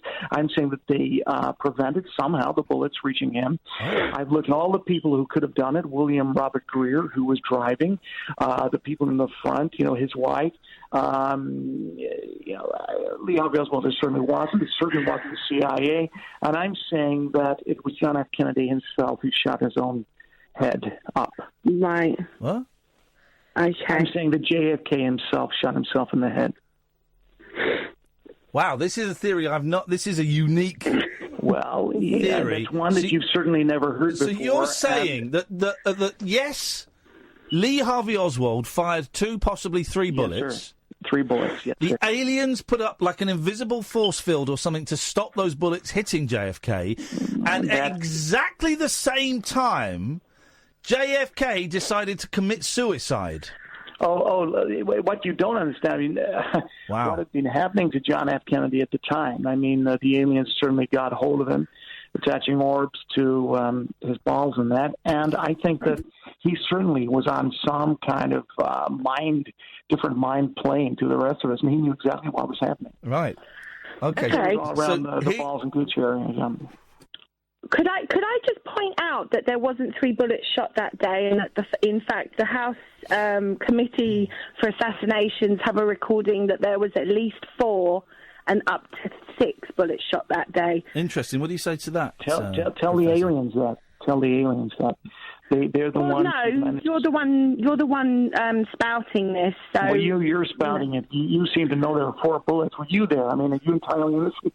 Well, no, there's a recording. There's an actual recording of the shooting. Well, okay, Sally, let me ask you a question, okay? Pay close attention, okay, to this. Yep. How many shots were fired then? Well, I heard 5. Are you saying that that's the recording? No. Can you play that again, and we'll count them up? How many shots are fired? 1, 2, 3, 4, 5, 6, 7, 8. Right. So how many shots were fired there? 9. 6. I'll tell you something. No shots were fired then. I was just clicking a button on a computer. That was a recording. So no shots were fired. So what it goes to... I don't know, Joe, if I'm treading on your toes here. That just goes to show you can't trust your own ears. You can't trust your own ears, Sally. No shots were fired then. There'll be blood everywhere. I'll get in trouble. I think the problem is that we've been conditioned over these 55 years to be very negative about new thinking on this because we've swallowed the government's line, haven't we? And this is precisely what my book is doing. It's offering new thinking. I don't know why you don't appreciate what I'm trying to say. Now, you say the book is called JFK, The Indisputable Evidence. Evidence. What is the evidence that is indisputable? Well, I have, Ian, earlier I sent you a scan of a diagram that shows the trajectory of the rifle from the book depository at 34 degrees. Yep. It shows the car going at 50 miles per hour and the precise angle of JFK. The gun, my contention is, was 17 degrees pointed at his own head. And if if you wanted to share that with some of your listeners, I think that's pretty conclusive. Okay, I'm just going Well, the car was travelling at 11 miles per hour. I'm tweeting that now. You've seen? No, that's not true. It was 15 miles per hour. It's in the Warren Commission, and it's also in the investigation in 1978. I got one for you. The Warren Commission aliens. The Warren Commission, sorry, what? Aliens. Oh, it was aliens, right? Okay. Can I ask Sally? Because I know you know a lot about this. Can I ask how many books on this subject have you had published? Who, me? Yes, you, Sally. Yes. Oh, none. Stop you there. Stop you there. Publish my own. Okay, yeah, stop you there. Okay. Joe, can I ask how many books on JFK have you had published, and how many books in total have you had published? Well, I've had 2 books published on this subject, and I've had 5 published on aliens and extraterrestrial activity. So, Sally, I think that kind of right. shows that he's probably a little bit closer to the truth than you. How did you... Sally, I'm going to cut you off because you're creating... Yes, love, you're creating a negative atmosphere. I mean, I expect it is quite hard for people to understand this, but the attached world is nuts in that, and I think that he really was trying to install them in government, and they were trying to force that too. So that's my contention. How did you get this? Where did you get this evidence from, Joe? Because we know that the stuff has been destroyed, stuff is remaining in the vaults. Trump earlier in the year was going to release all this stuff and then bottled it. So how did you get this stuff? Okay, I'm going to say something now that is going to freak you out. And it's something, if you came to my book tour, it's something that I talk about. And it came to me a variety of ways. I've been in CIA archives. I've spoken to Alan Dulles, who was the director of the CIA under Kennedy's presidency. Wow. I've spoken to a lot of people, but the main person I spoke to was an alien called Karn. Sorry? An alien called Karn. Karn? Karn. He does Klan. not... How are you spelling Karn. How are you spelling that? Karn. Karn. Karn. Karn, yeah. He came to me, and I've met him. He won't be known by that name, but he is installed in the American government. Khan. If you're just going to be stupid about it... All right. And he told me that they got all his bald hairs, and then they attached orbs to it and squeezed. And that is why he knew that he was in trouble with the aliens, Karn and his friends. My name is Khan. Are you not worried that you're put... Because I'm guessing these aliens are still out there. Are you not worried that you're... Who just said my name is Karn? Sorry? Who said that? Who said my name is Karn? Nobody. Who said that? Nobody. You're going to be silly about it. I'm just telling you what Karn said. Oh, okay, it's fine.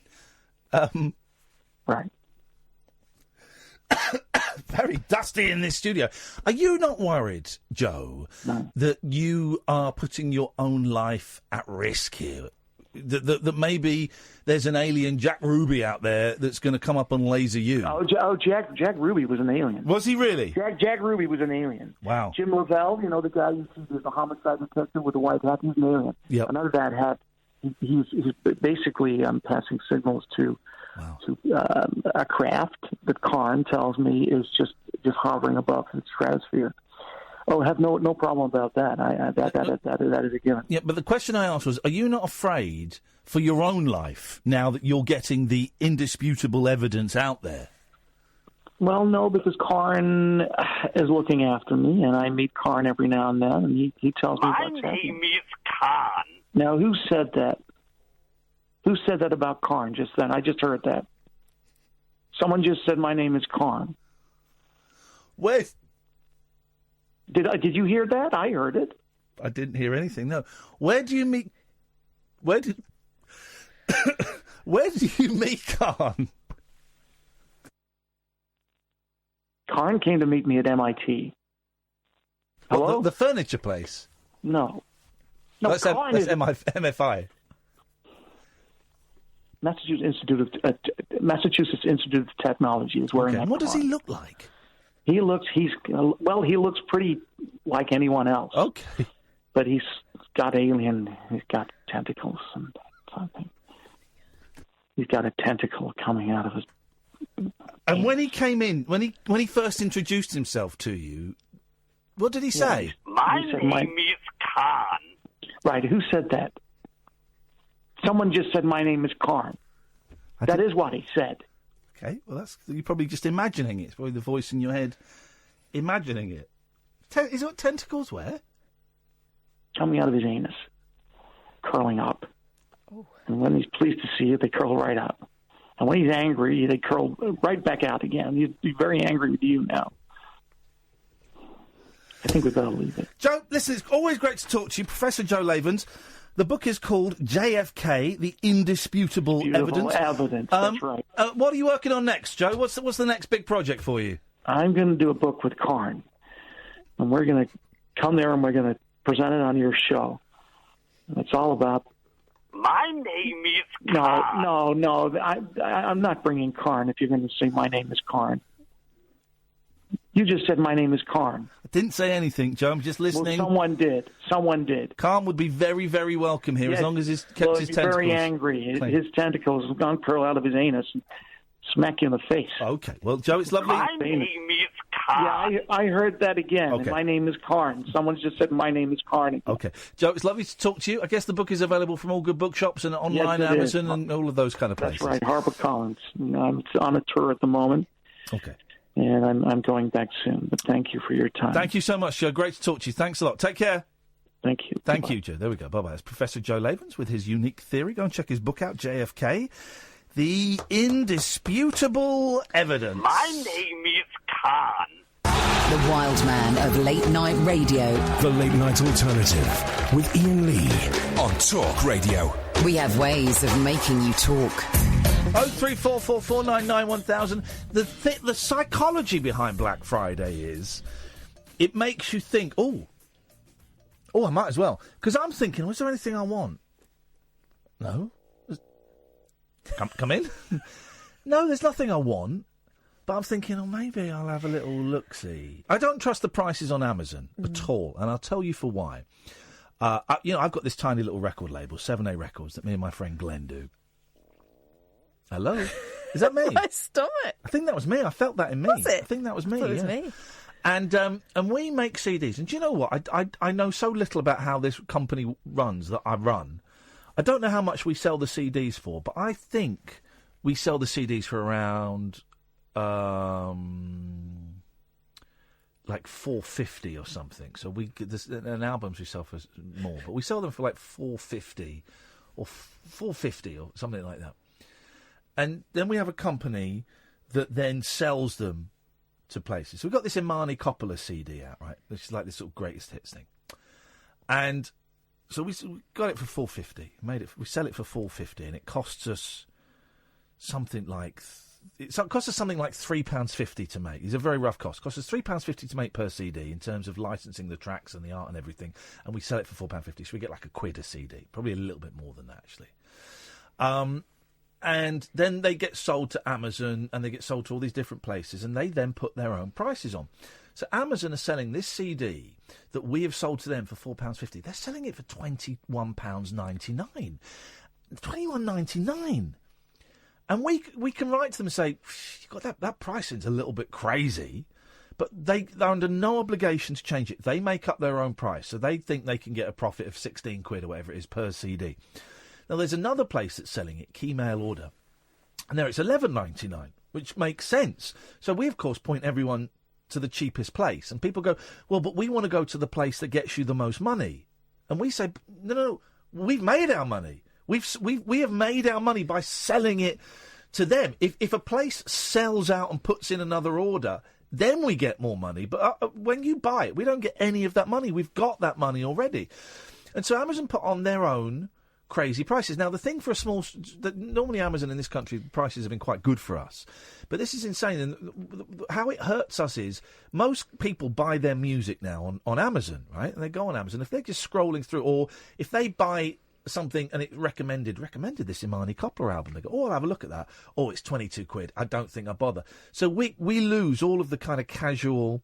Listen, which is the complicated point I'm trying to make is, anytime I see a price on Amazon now... You check it. I go and look somewhere else. I go and look elsewhere and see if I can get it cheaper, or see if Amazon are kind of hitting the standard price or if they're way below. Sometimes you do get bargains on there. Sometimes it is the cheapest place, and sometimes you pay a little bit extra because you want the convenience of having it the next day. Okay, I'm cool with that. And you paid for Amazon Prime, so yeah. it becomes your go-to. But doesn't if it's something I don't need urgently and it's like £2 or more, I'll go to the other. I'll go to the other place. But this is all a very convoluted way of me saying I don't trust.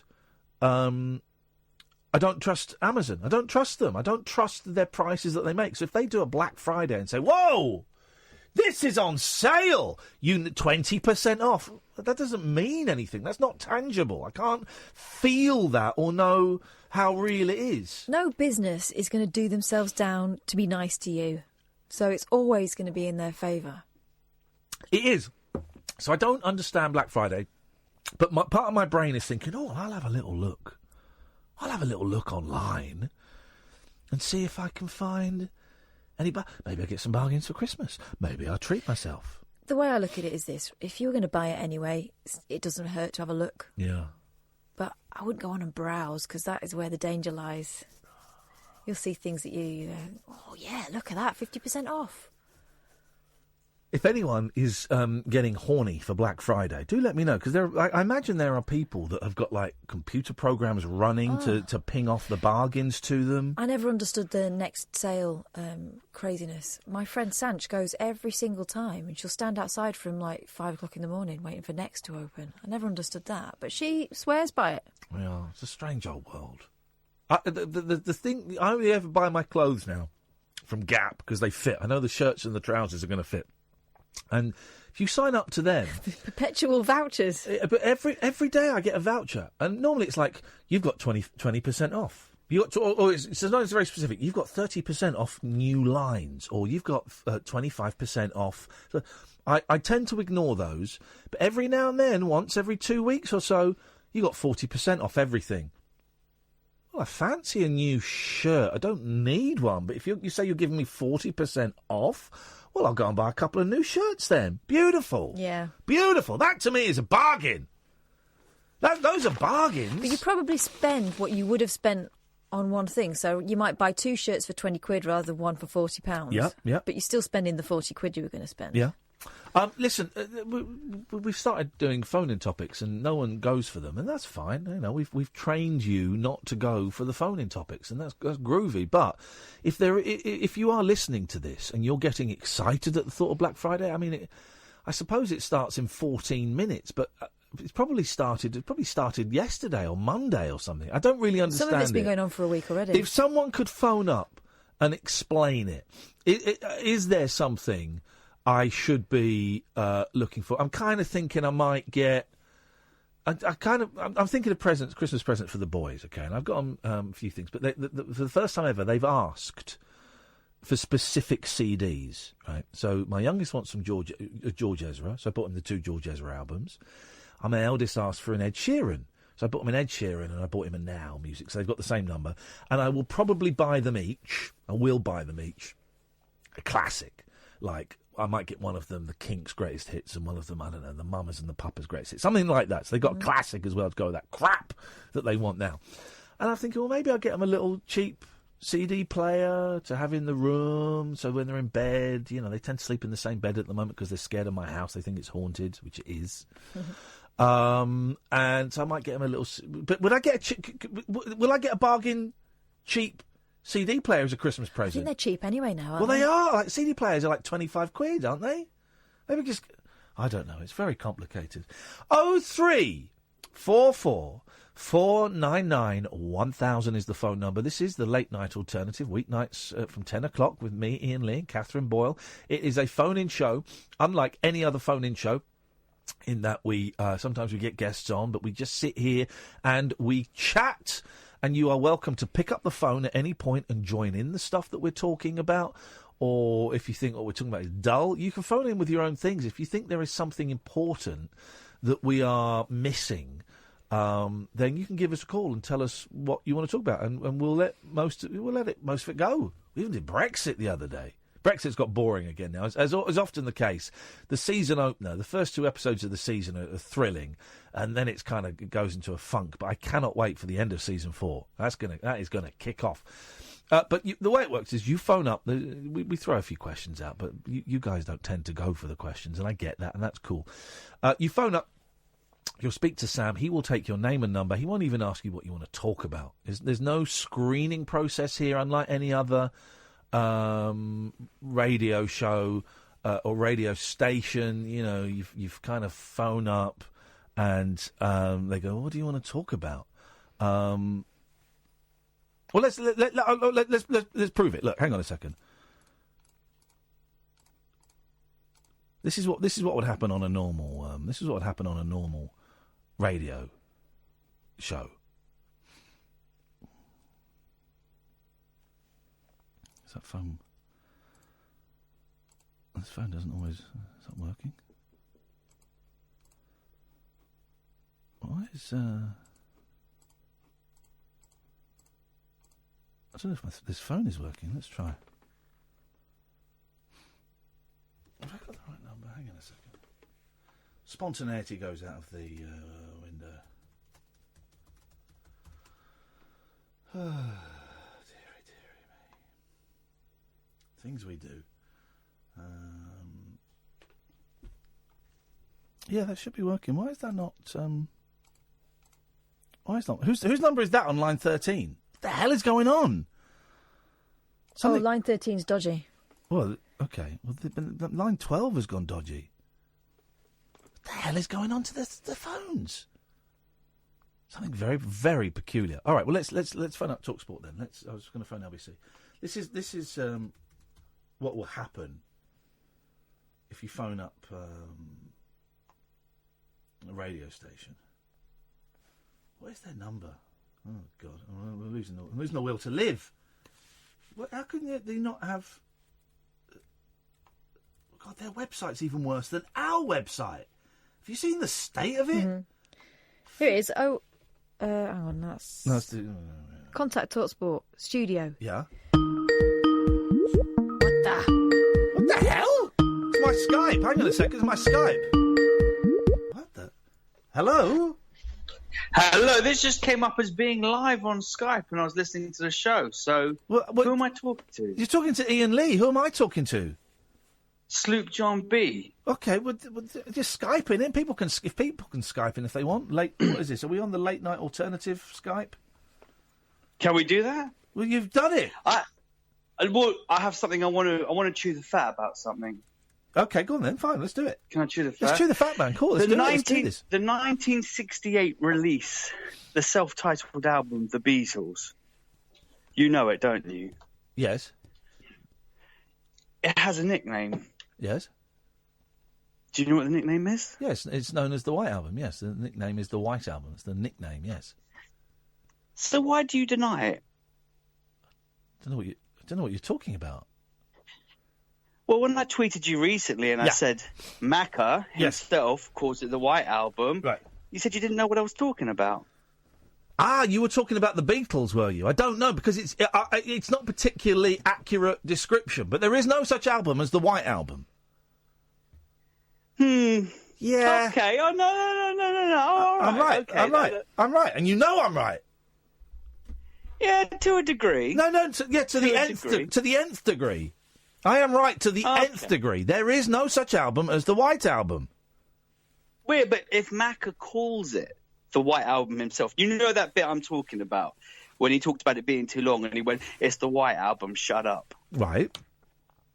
So but you know that's Paul. That's not Paul. Yes, it is. It's on the anthology. Yeah, that's Fall. That's not Paul. Oh God, it's Macca. It's fake. Right? It's fake Paul. Paul died. Yeah, what, in 1967 in a motorbike accident? 66 in a car crash. Okay, right. All right. Okay. There is no such album as the White Album. It is a nickname. My favourite album is Collage Around the Drum Kit album. Yeah, Sergeant Pepper. Well done, well done. And Dan Rayner came up with that line there. And so when I'm it gonna- comes to the Beach Boys, I like the one where they're sat on the golf course. You know that album? the Sunflower, I'm guessing. Yeah. No, there is. Listen, there's no such album as the White Album. I just think 50 years since that album, the Beatles, was released. Let's get the title right. This is how. This is like Chinese Whispers. This is the longest game of Chinese Whispers ever, and I fully intend to win this game of Chinese Whispers. Everybody is shouting the White Album, and I'm going, no! It is called the Beatles! Okay, Ian, if you must be that way, then fine. Well, hang on a minute. But listen, What way? Ian, can I just ask one more thing? No, it's not that way. It's called being historically accurate. All right, okay. You're historically accurate. I think but I there's beat one you more there. thing. You know, you were talking about getting people to call in. Yeah. Right. There's a fan of the show. She works with me. She's called Pia, but we call her Pia the Crazy Dane. And she keeps telling me she's too scared to call in. Right. So I want to try to goad her on air. Goad her? Away you go. Goad. Yeah? Pia, you crazy Dane. Call in. What are you doing? And this is the point now, Ian, where you can cut me off. I'll be the judge of that. Oh, we can still keep going. Hello?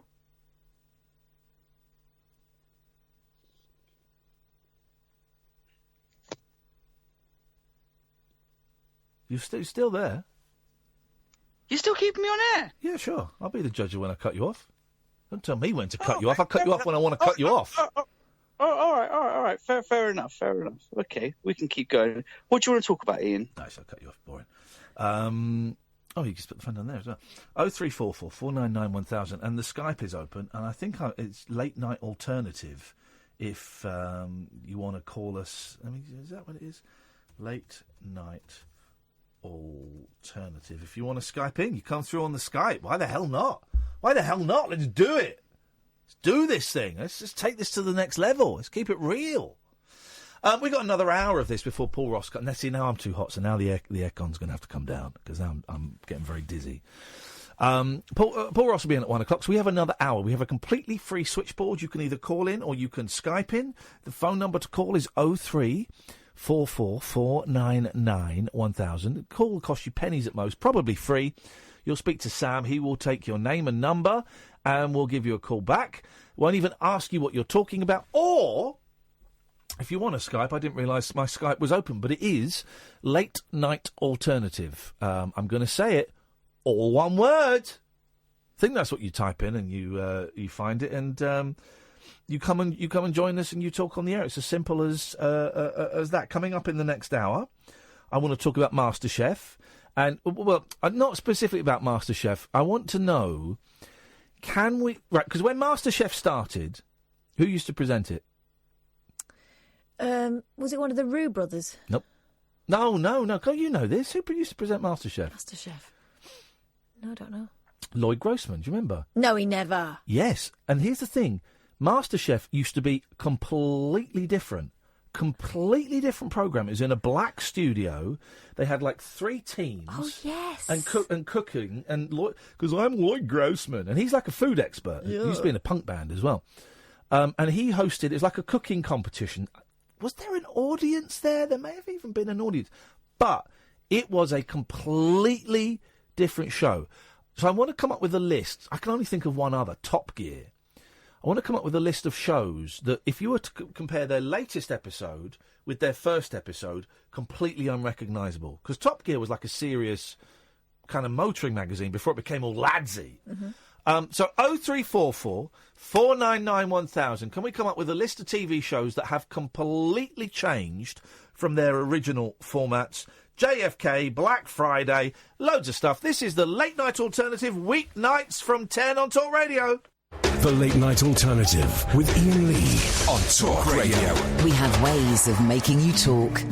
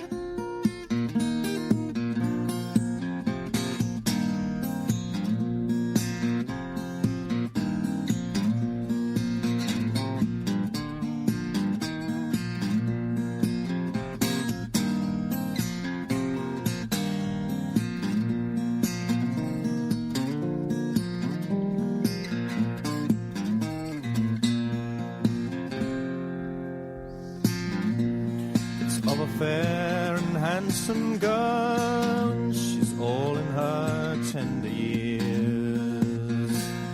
She fell in love with a sailor boy, and it's true that she loved him well.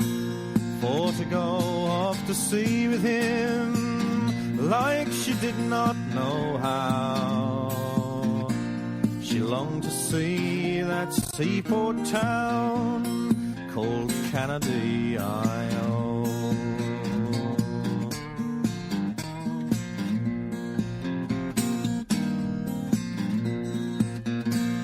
So she bargained with a young sailor boy, it's all for a piece of gold.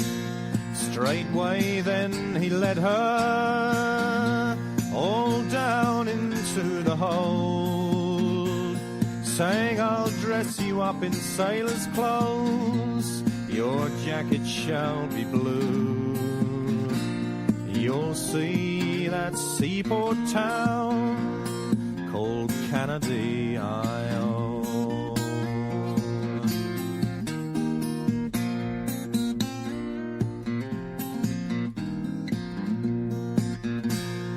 Now when the other sailors heard the news, well, they fell into a rage, and with all the whole ship's company, they were willing to engage, saying, we'll tie her hands and feet, me boys, overboard we'll throw her, and she'll never see that seaport town called Canada, Isle.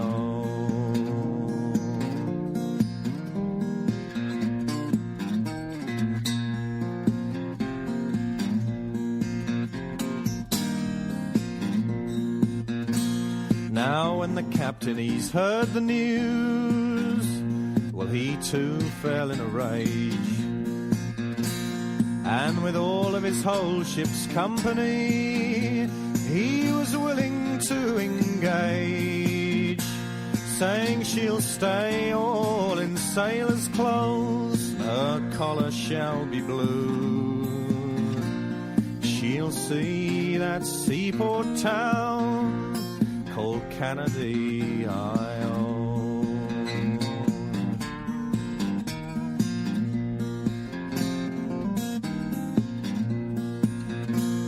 Now when they came down to Canada, scarcely above half a year, she's married this bold captain who called her his dear. She's dressed in silks and satins now, and she cuts a gallant shawl. She's the finest of the ladies down in Canada, Isle.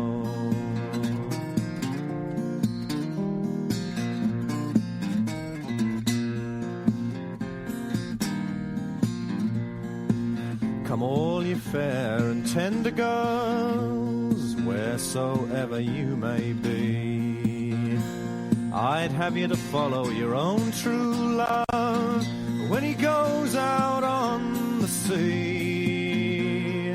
For if the sailors prove false to you, well, the captain he might prove true.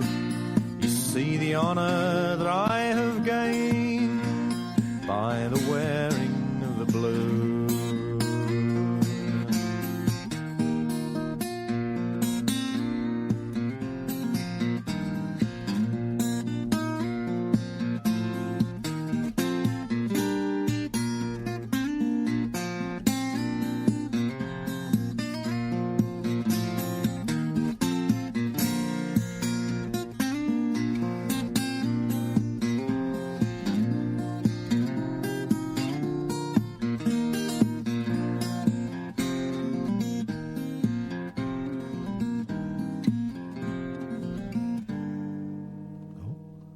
That's all right, isn't it?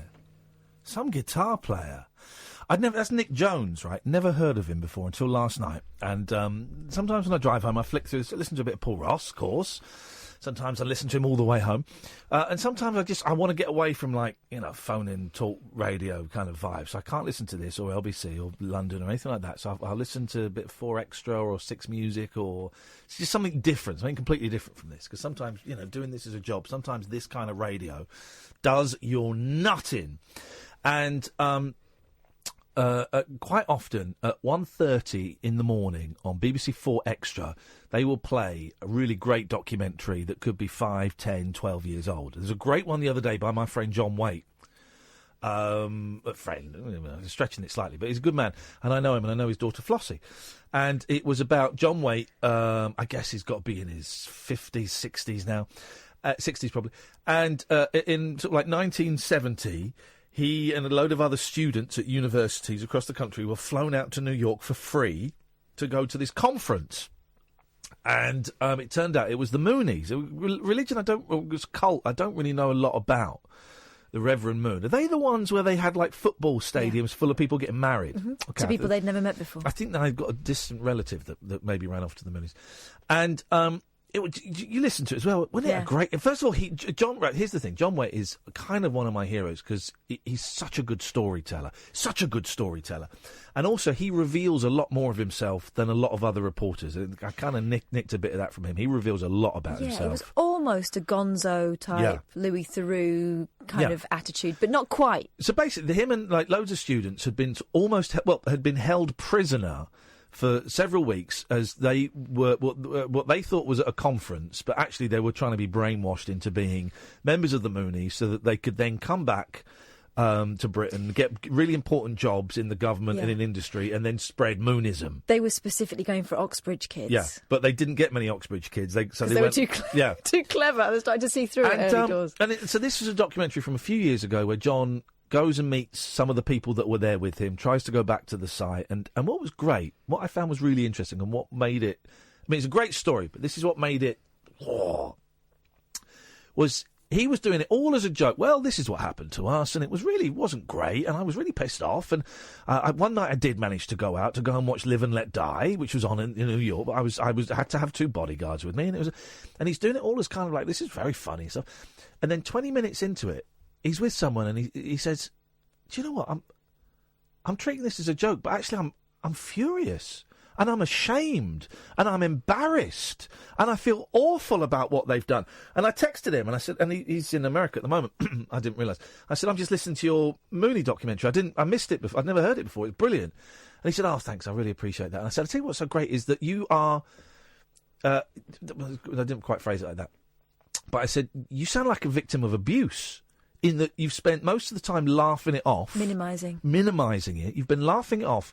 And then you're getting very angry and you talk about all the shame that you felt. And, like, when they went home, none of them spoke to they're all young men in their 20s, early 20s. None of them told their parents about it. None of them spoke to their parents because of this shame, and so they suppressed it. And a lot of people didn't want to come and be on this documentary to talk about their experience. And it was just great. It was just that kind of twist in the last 10 minutes when his anger and his shame came out and he verbalised it. So that was on. The point I'm getting to, Michael and G, stay there, was on the way home last night was this documentary about this guy called Nick Jones, a guy I'd never heard of, right? Folk musician.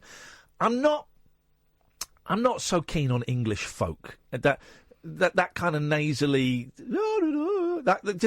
something about it I don't really like. What, a bit nuts in May? Yeah, I don't dig it. I don't really dig it. But I thought I'll listen to a bit of this. It might be... I'll give about 5 minutes, and if it's not caught me, I'll go back.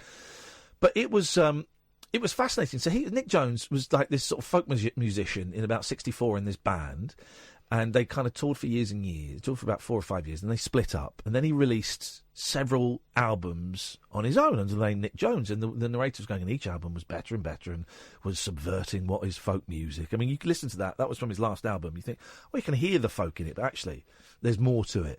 Incredible guitar playing, dear God.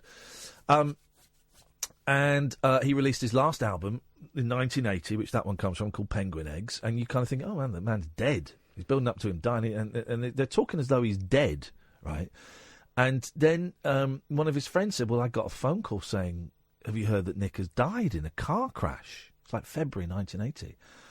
I was devastated. And then they tell the story about how he was driving home from a gig, like 2 o'clock in the morning, and he smashed into the side of a truck carrying bricks.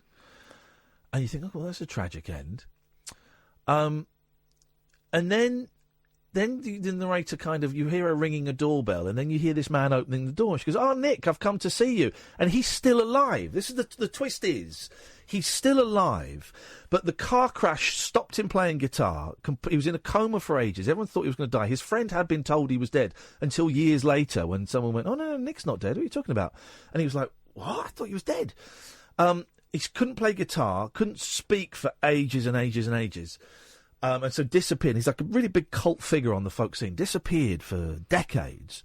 And then, about, I guess, 10, 12 years ago, he went out and did some shows for the first time. You know, he couldn't play guitar very well, as well, probably better than I could still play it. Couldn't play guitar as well, but he went out with like a small little band, including his son on guitar, and his voice has got a touch of the Brian Wilsons about it, you know, but it's still a great voice. And he's around, and he may have died since, I don't know, it's a couple of years old, this documentary. But he was NIC. But it was a story of disaster and a career cut short, years in rehabilitation. Still alive. And then a great kind of comeback. And he's considered by loads as like one of the greatest British folk singers of all time. And that track was amazing. I loved it. Just on the right side of folky for me, because I do struggle with it. But that guitar playing, I could listen to that guitar playing all day. But yeah, and his mate thought he died until years later and was saying, "Oh no, Nick's still alive." What? Imagine that. You think a friend is before the internet, before mobile phones. So someone tells you he hit a bus full of lorry full of bricks, then of course the assumption is that he's not. And it was a friend that he hadn't spoken to for years. Yeah. It was a really good documentary. I thoroughly. In fact, you know what? I've got it up here. I'm going to tweet the link to it, so that you guys can have. I was going to tweet the link to it, and of course I've lost. There it is. There it is. There it is. In Search of Nick Jones, BBC 4 Extra. I'll tweet the link in a second because I think you guys might just dig it. Let's take some phone calls after this break. Across the UK, online and on DAB. The Late Night Alternative with Iain Lee on Talk Radio. 0344 499 1000. Are we still on DAB? Someone who got very angry yesterday with us on Twitter was saying we're not on DAB and it's switched to something else. What the hell is going on in this place? Let's dive into the phone calls. I've sent Catherine out to listen to a radio to see if we're still broadcasting. Imagine. I've just tweeted Nick Jones, see if he fancies coming on the show at any point. He would be very, very welcome. Good evening, Michael. Good evening, Ian. Good evening, Catherine. Catherine is back. Are we broadcasting? Yeah, well, that guy's a liar. Good evening, Michael. What have you got for us tonight, please, sir? Who was that? Was it Nick Jones, you said? Yeah, Nick Jones, yes. Nick with a NIC, yes. At Penguin Eggs, if you want to follow him on Twitter. Yeah, it was actually back referencing, because you do say a lot of music sometimes and don't reference it. I was going to ask about it, but you comprehensively covered off who he was and what he did, so thanks for that. It's a pleasure. There you go. Yeah. Well, I'm not a music jock, so I don't know how to do all that kind of professional stuff. But I only played it because I heard this great programme about him last night, which, again, I've tweeted, so I thoroughly recommend everyone go and listen to it. I've kind of spoilt the ending, but it's still a really beautiful story, actually, a really inspiring story. Well, I only heard, a minute of the song, and I loved it straight away. So I want to know more about it, but you've already done that, so thank you. Yeah, Michael, it's my absolute pleasure. Shall I cut you off? No, that wasn't what I was calling. Oh, in that case, I was hovering. You nearly got it. Go on then. What have you got for us? You referenced something a couple of weeks ago. You mentioned Sam Fox strip poker on the Commodore 64. Well, I played the ZX Spectrum version, but yes, they're all much of a muchness. Yes. Right. So when I was about 7, I had a Commodore 64. I had Ollie and Lisa, Bruce Lee. My parents weren't buying me those kind of games. I'd never heard of Sam Fox. Bruce Lee was such a good computer game.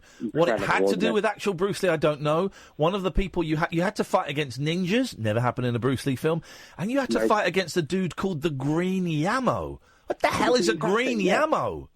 Yeah.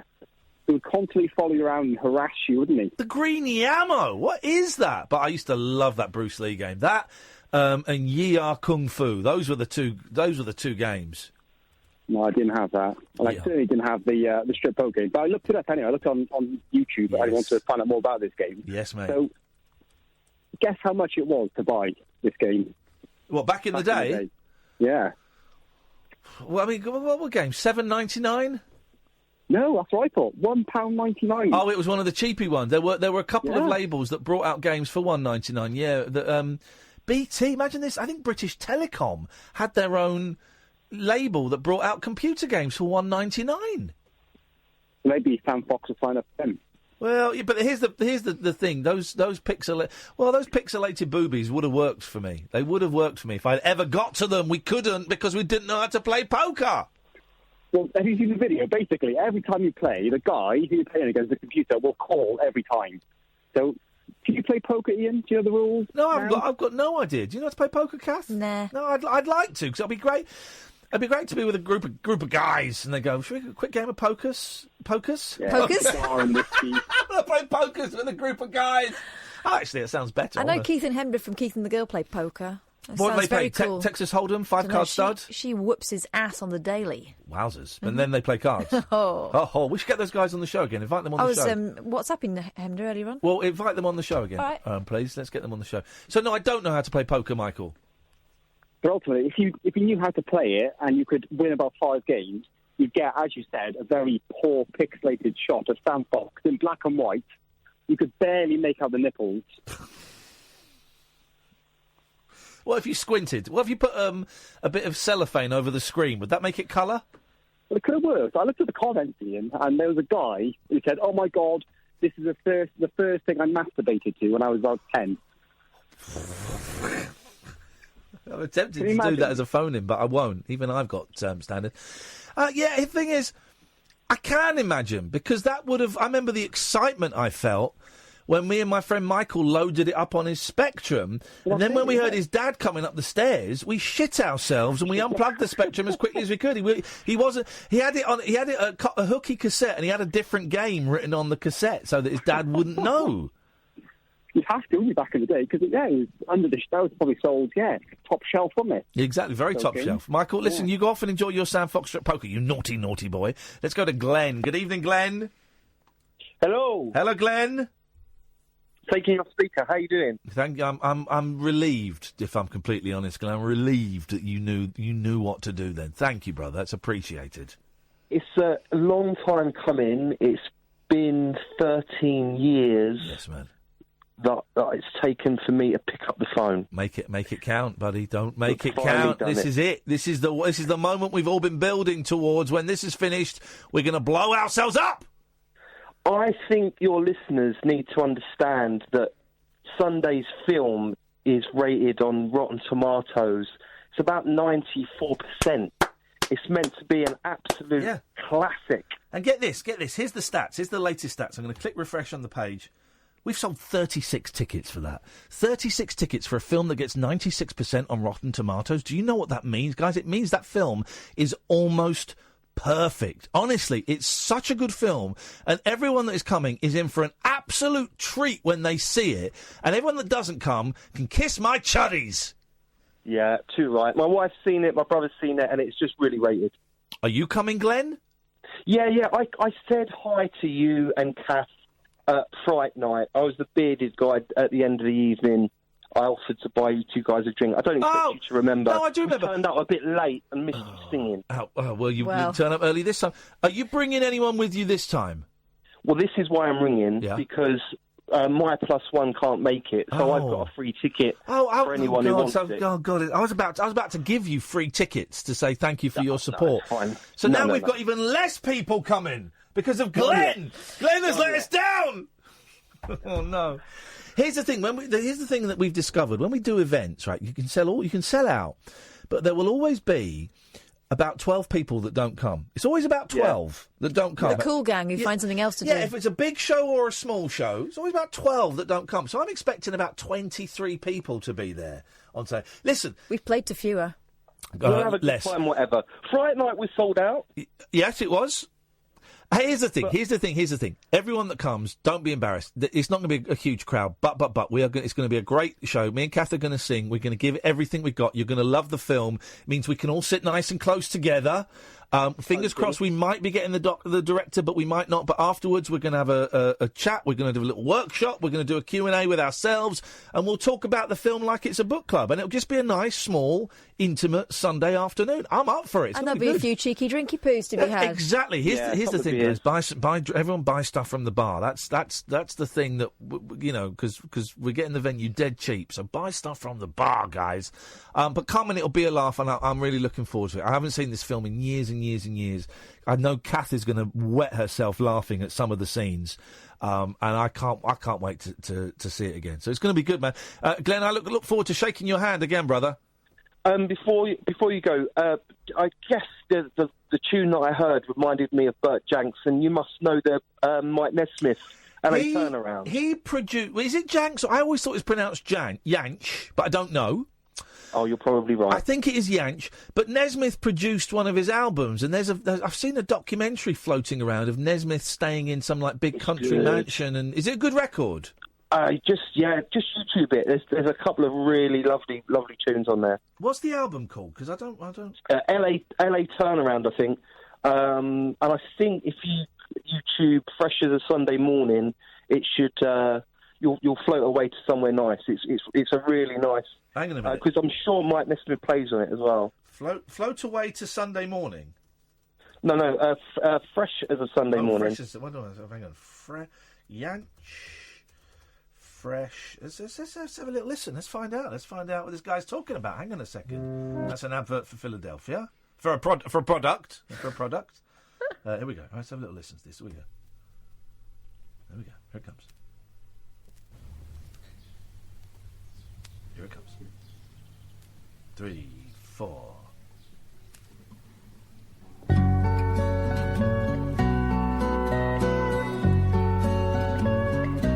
That sounds like that's got a Nesmith vibe, yes.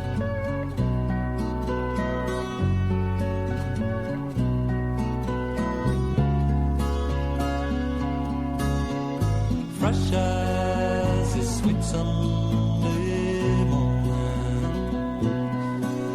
like a high-stepping pony.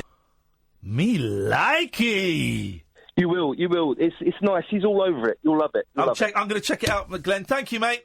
All right, mate. Have a good one. I'll see you Sunday. See you Sunday. Cheers, Glenn. Thank you very much indeed. We have the nicest people come to our shows. If you're coming on your own, don't worry. If you're worried because we're saying, there's not going to be many people, don't worry, man. We're going to have a wicked afternoon. I guarantee you that. We still have some prizes to give away. I've got some CDs to sell. We've been good. Honestly, it's such a good film. I've still kind of got my fingers crossed we'll get the director. He's gone quiet on me, but you never know. And we'll have a laugh. And me and Kath are going to be there. You get to hang out with us. It's £8. You couldn't even get a tub of popcorn for that in an Odeon. www.iainlee.com/event. Good evening, Diana. Hello, Ian, and hello, Kath. Hello, Diana. How you doing? I can't get over the fact we just played Nick Jones. Oh, are you a fan?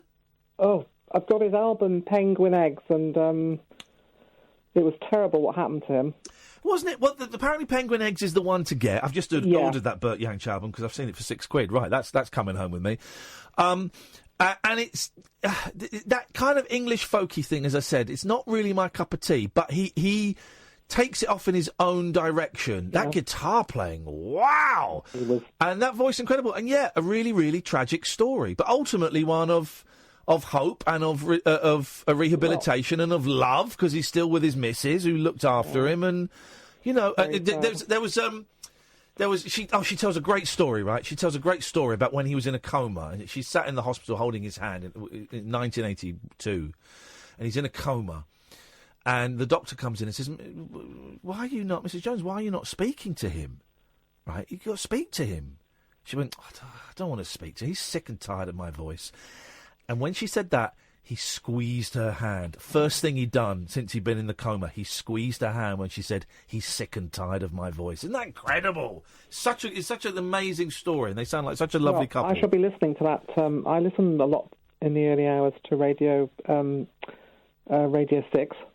And they have these documentaries on. And, they do a documentary 1:00 on 6 Music, and I've heard so many of them over the last 3 years that they're now repeating themselves. Oh, they go back years, yeah. But there's some great stuff. There was a good one the other week from Bob Harris with the Beach Boys. There's a great Stevie Wonder documentary from about 1974. Loads of them. So there's some good stuff. This is the thing, man. We've got Paul Ross on here late at night doing his thing. And he's weird and wonderful and goes all over the world. And a lot of the other radio stations go a little bit... almost like they can't be bothered because they think many people aren't listening. So they put out this stuff like... I mean, who else is going to put out a Beach Boys documentary over 5 nights from 1971? Well, you imagine the BBC have got all this stuff. Yeah, exactly. I mean, I've got a lot of John Peel, and I'm sure Nick Jones is on one or two of those. Yeah, I bet. So it's worth, if you're not digging this radio show, dear listener, at 12:30 on a Thursday night, flick around a bit. Go and have a listen to a station. I must admit, you do play some good music. Yes. I mean, I know you're not there to play music, as you said, but you do play some very funny bits, and I nearly fell through the floor when you played that. Well, Diana, coming from you, someone who I know loves music and takes it, very seriously, that means a lot. So thank you. Weekend, so it's Well, I brought January's Mojo magazine. Oh yeah. Oh, I haven't opened January? it yet. It's a year there. Right. I won't open it until we get to January. Good for you. Well done, and a traditionalist. There's a very nice picture of Kate Bush, but on the front it says that XTC and the Birds are reforming, and I know all about it because you've been telling us about you went to see the guys. Well, yeah, now that's a fudge because it's half of XTC and also it's half of the Birds because David Crosby ain't doing it. They're probably saying that inside the magazine. Yeah, that's sneaky. But Mojo's the only thing I get. Mojo and sometimes Uncut and occasionally Record Collector because I write for it. But even then, they're getting very thin, those magazines. And it is a good one. I know what you mean. And sometimes there might be one story in there I like, and the rest of it's like, really? I've still got all my own sounds. Oh, really? Yeah, that finished in 1991. I think they're worth about 25, maybe even 30 pence now. I won't get rid of them. I love them. Yeah, this is the thing. Hey, I just found, I've had, through Lou, who calls the show occasionally, a friend of hers, she put me in touch with a friend of hers, who's got, years and years ago, I used to write for a magazine called Retro Gamer, right, about old video games, and I never kept any of them, which is just had a column, a monthly column. This guy's got nearly all of the magazines that I'm in. And he's selling them to me at a very, very reasonable rate. Very generous rate. It's costing a lot to get them shipped over from Ireland, but he's selling me these mags, so I'm going to get a collection of all these retro gamers that I wrote for and never collected, like an idiot. Can I say one other thing? A few weeks ago, you mentioned something that I'd never heard of before, and I think it was the kids in the hall or the kids in the school. Kids in the hall, yes. And I checked it on YouTube, and I'll tell you what, it really made me laugh. Oh, there you go. Well, the next thing you got... Especially the one where they're dressed as superheroes. Oh, I don't remember that one. Check out Girl Drink Drunk. They're dressed as female superheroes. Oh, they're like Sex Force or something, aren't they? Oh, it really made so me laugh. sexy as girls. Here's your new thing. Go and check out Tim and Eric. Okay, then. That's your next recommendation from me, Diana. All right. Good night to both of you. Nice to talk to you. Thank you very much indeed. 03444991000 Talk Radio. The Late Night Alternative with Iain Lee on Talk Radio. We'll get you talking. Well, Eddie Christie, who we had beef with yesterday, because of something he thought I'd said on the radio. I missed this tweet, Eddie, but I've just seen it just now. And he called me out for it. I thought, what the hell are you talking about, you asshole, you a-hole, you dick man. And he's just listened back. And he's apologised. He hadn't heard, he'd heard something different. So, Eddie... it takes a big person to apologise, man. Trust me, I know, because I apologise a lot these days. The next trick for me is to learn not to be an idiot. I'm not saying you are, but I'm just saying me. And I know that sucking it up and apologising, particularly in a public forum, is tough. So, Eddie, I accept your apology. I apologise too, because I was probably a little bit confrontational. I was a little bit confrontational, no problem about it. I'll give you a hug, send you love, I send love to your mum. I tell you that MS is a shitty disease, and I wouldn't wish it on my biggest enemy. And you're talking rubbish about the DAB transmitter, because we're transmitting loud and clear. I don't know what you're talking about there. He's in Scotland. Maybe he's in a freaky little pocket. Are you? Well, you're calling Scotland a freaky little pocket all of a sudden? No, of our coverage, I mean. Okay. Well, Eddie, I appreciate that, brother. Thank you. 03444 499 1000. I'm going to send him a tweet just in case he isn't listening. G. It's time for a topic change on 03444991000. You were talking about quiz shows that changed their format. I like the topic change jingle. I thought that was innovative. I thought it was something new. Don't get that with Eddie Mayer. It was delivered with gusto, and that's why I will always admire that. Well, it's the thing about G. He's not very good, but he's keen. Yeah, he's got a lot of commitment. He's got a lot of commitment. He should be committed. I'm definitely committed. I listen to talk radio. You're going purple. You're going purple now. Breathe. Breathe. Yes, sir. Right. TV shows that change their format. Here we go. Completely. We got a complete change of format. Top Gear. Would I lie to you? I don't know. I hope not. Let's find out what you got. No, I would lie to you. Of course I'd lie to you. Okay. I'm a caller. Yes. You're a radio host. Would I lie to you was actually presented by Angus Dayton. Right. And then it was presented by Rob Brydon. When it was presented by Angus Dayton, they would tell any old lie. Right. Well... But when it was presented by Rob Brydon... Yes. It was personal lies. Well, hang on a second, G. That's hardly the same leap from Series 1 of MasterChef to last night's episode of MasterChef. That's just a change of host and a slight rejigging of format. There's still a bunch of pompous twats sat around showing off to each other. Well, you like that? Tiger. I'd love you to be on Would I Lie to You. And I don't like panel shows. I can't do them. I cannot. I've done them. I've done some of the biggest in the country. And I just can't do them. I can't get my head around most of the biggest in the country. Come on. No, not panel shows. No, I'm not panel shows. I've always done terribly on panel shows because it's a dick measuring competition. And I'm not comfortable in those formats. I'm comfortable here. Because but those things where it's you and two other blokes on a team, and you've got to jump in. No, I can't do it. But that does not fit into what we are not. If phoning wasn't, can you name a show that has changed hosts and ever so slightly, almost imperceptibly, changed its format? I'm talking about shows that are completely different from how they used to be. Top Gear used to be Quentin Wilson and another sad sack driving around cars and going around the country and looking at cars. And then it became three blokes stood in a big studio surrounded by 200 people as they filleted each other. But isn't that just the Grand Tour? No. No, that's what Top Gear was. Oh, okay. So I'm getting Top Gear and the Grand Tour completely The Grand Tour's mixed up. got nothing to do with it. What are you talking about the Grand Tour for? That's a different show. I'm talking about... It's Top Gear. It's the same presenters. No, it's not. No. Top Gear is still in existence as Top Gear. But also Top Gear...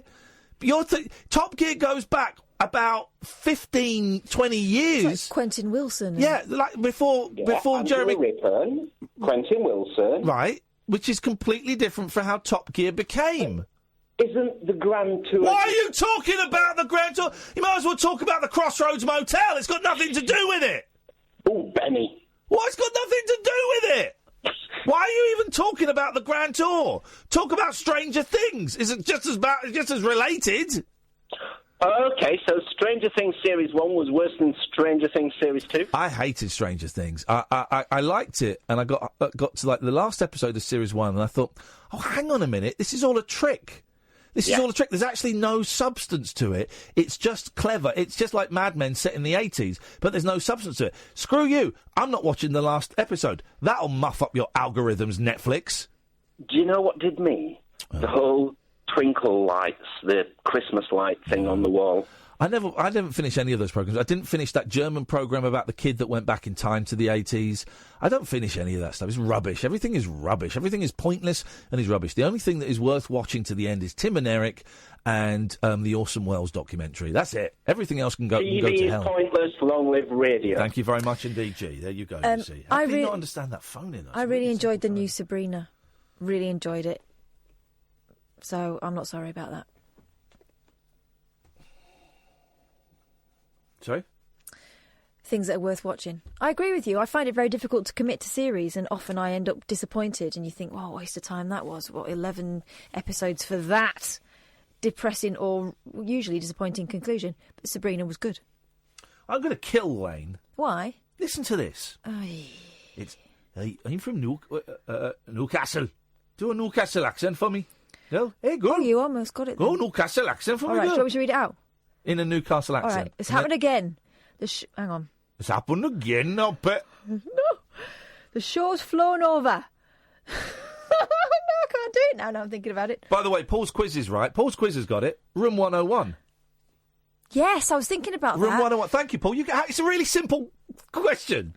How can G not get it? This is about the Grand Tour. Anyway, go on, read Lane's thing, and then I'm going to go and All punch right, him. it's happened again. The show's flown over. Nothing massive have not occurred. Hang on, I've got to get into my head. What do, Geordie? Do you want some Ferrero Rocher while you're weird? Right. It's happened again. The show's That's going to flown lap over. you, toilet attendant lady. It's going to lap you. Nothing massive have not occurred, but it was still perfect. I don't know anybody else who could pull this off. I suppose you're just as good company for a fat old depressive as this and his excitable pup. I loved his shiz. Right. And Do you want some Ferrero Rocher while Right. you're wait? Now, here's why I'm going to kill you, Lane, because you're saying the show is over. We got 19 minutes left, man. Nearly done. We're nearly done. We're not nearly done. What are you talking about? The show? Hey, the show's over. Right, Show's over. So what we'll do is we'll take our feet off the pedal, shall we? We'll take our feet off the pedal now the show's nearly over. Guess who's trying to come to see us on Sunday? Oh, no. Farrow Ram. Okay. Trying to book Sundays. You say £8. The link says £9. Yeah, there's a £1 booking fee. The tickets are £8 and there's a £1 booking fee. I don't think people say the booking fee, do they? When no, people don't say the booking fee. That's out of our hands. That's out of our hands. It's £8, and you'd be very, very welcome. Bring a friend or 10. Bring loads of friends, everybody. Bring loads of friends. What's the guy's name? Marlon Brando. I'm Marlon Brando. Bring loads of friends to my movie club. The little rabbit kicked the bucket. Oh. They played that. Do you remember that song? No. The rabbit kicked the bucket. Do you remember that song? Is it Elmer Fudd? Well, yeah, but it was like a hit. Do you remember? You won't know it, Sam. You're a baby. It was a hit in like the 90s, maybe the 80s, like an early sort of dance rap song, and it ended with "The rabbit kicked the bucket, the rabbit kicked the bucket." I remember hating it as a kid, and then they played it on Six Music the other. What song is it? They played it on Six Music the other day. God, it was awful. It was like quite the early days of, I guess you'd call it hip hop. Very early days when it was like they just put everything into it. Mm-hmm. Instead of, being a bit sparse and they poured everything into it. I'll see if I can find what the song is and we'll play a bit. 03444991000. This is Talk Radio. The radio show for people who know the best part of the day is the night. The Late Night Alternative with Iain Lee on Talk Radio. We'll get you talking. Is this it? I'm trying to find it. Sorry. This might be it. Hang on. Let me try this. Are you ready? Yeah, we're ready. The reason I mean MC and the story. Yeah, that's right. That's the song, but that's not the version. Bear with me, guys. I'm really trying to find this flipping awful song. I'm trying to find one that's not 6 minutes long. Here we go. This is it. Hit me.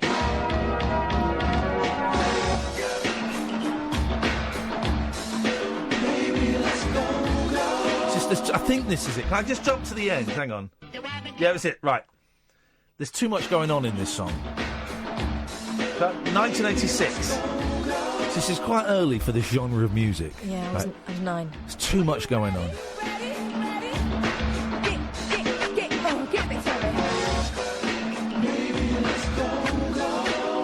This was a big hit.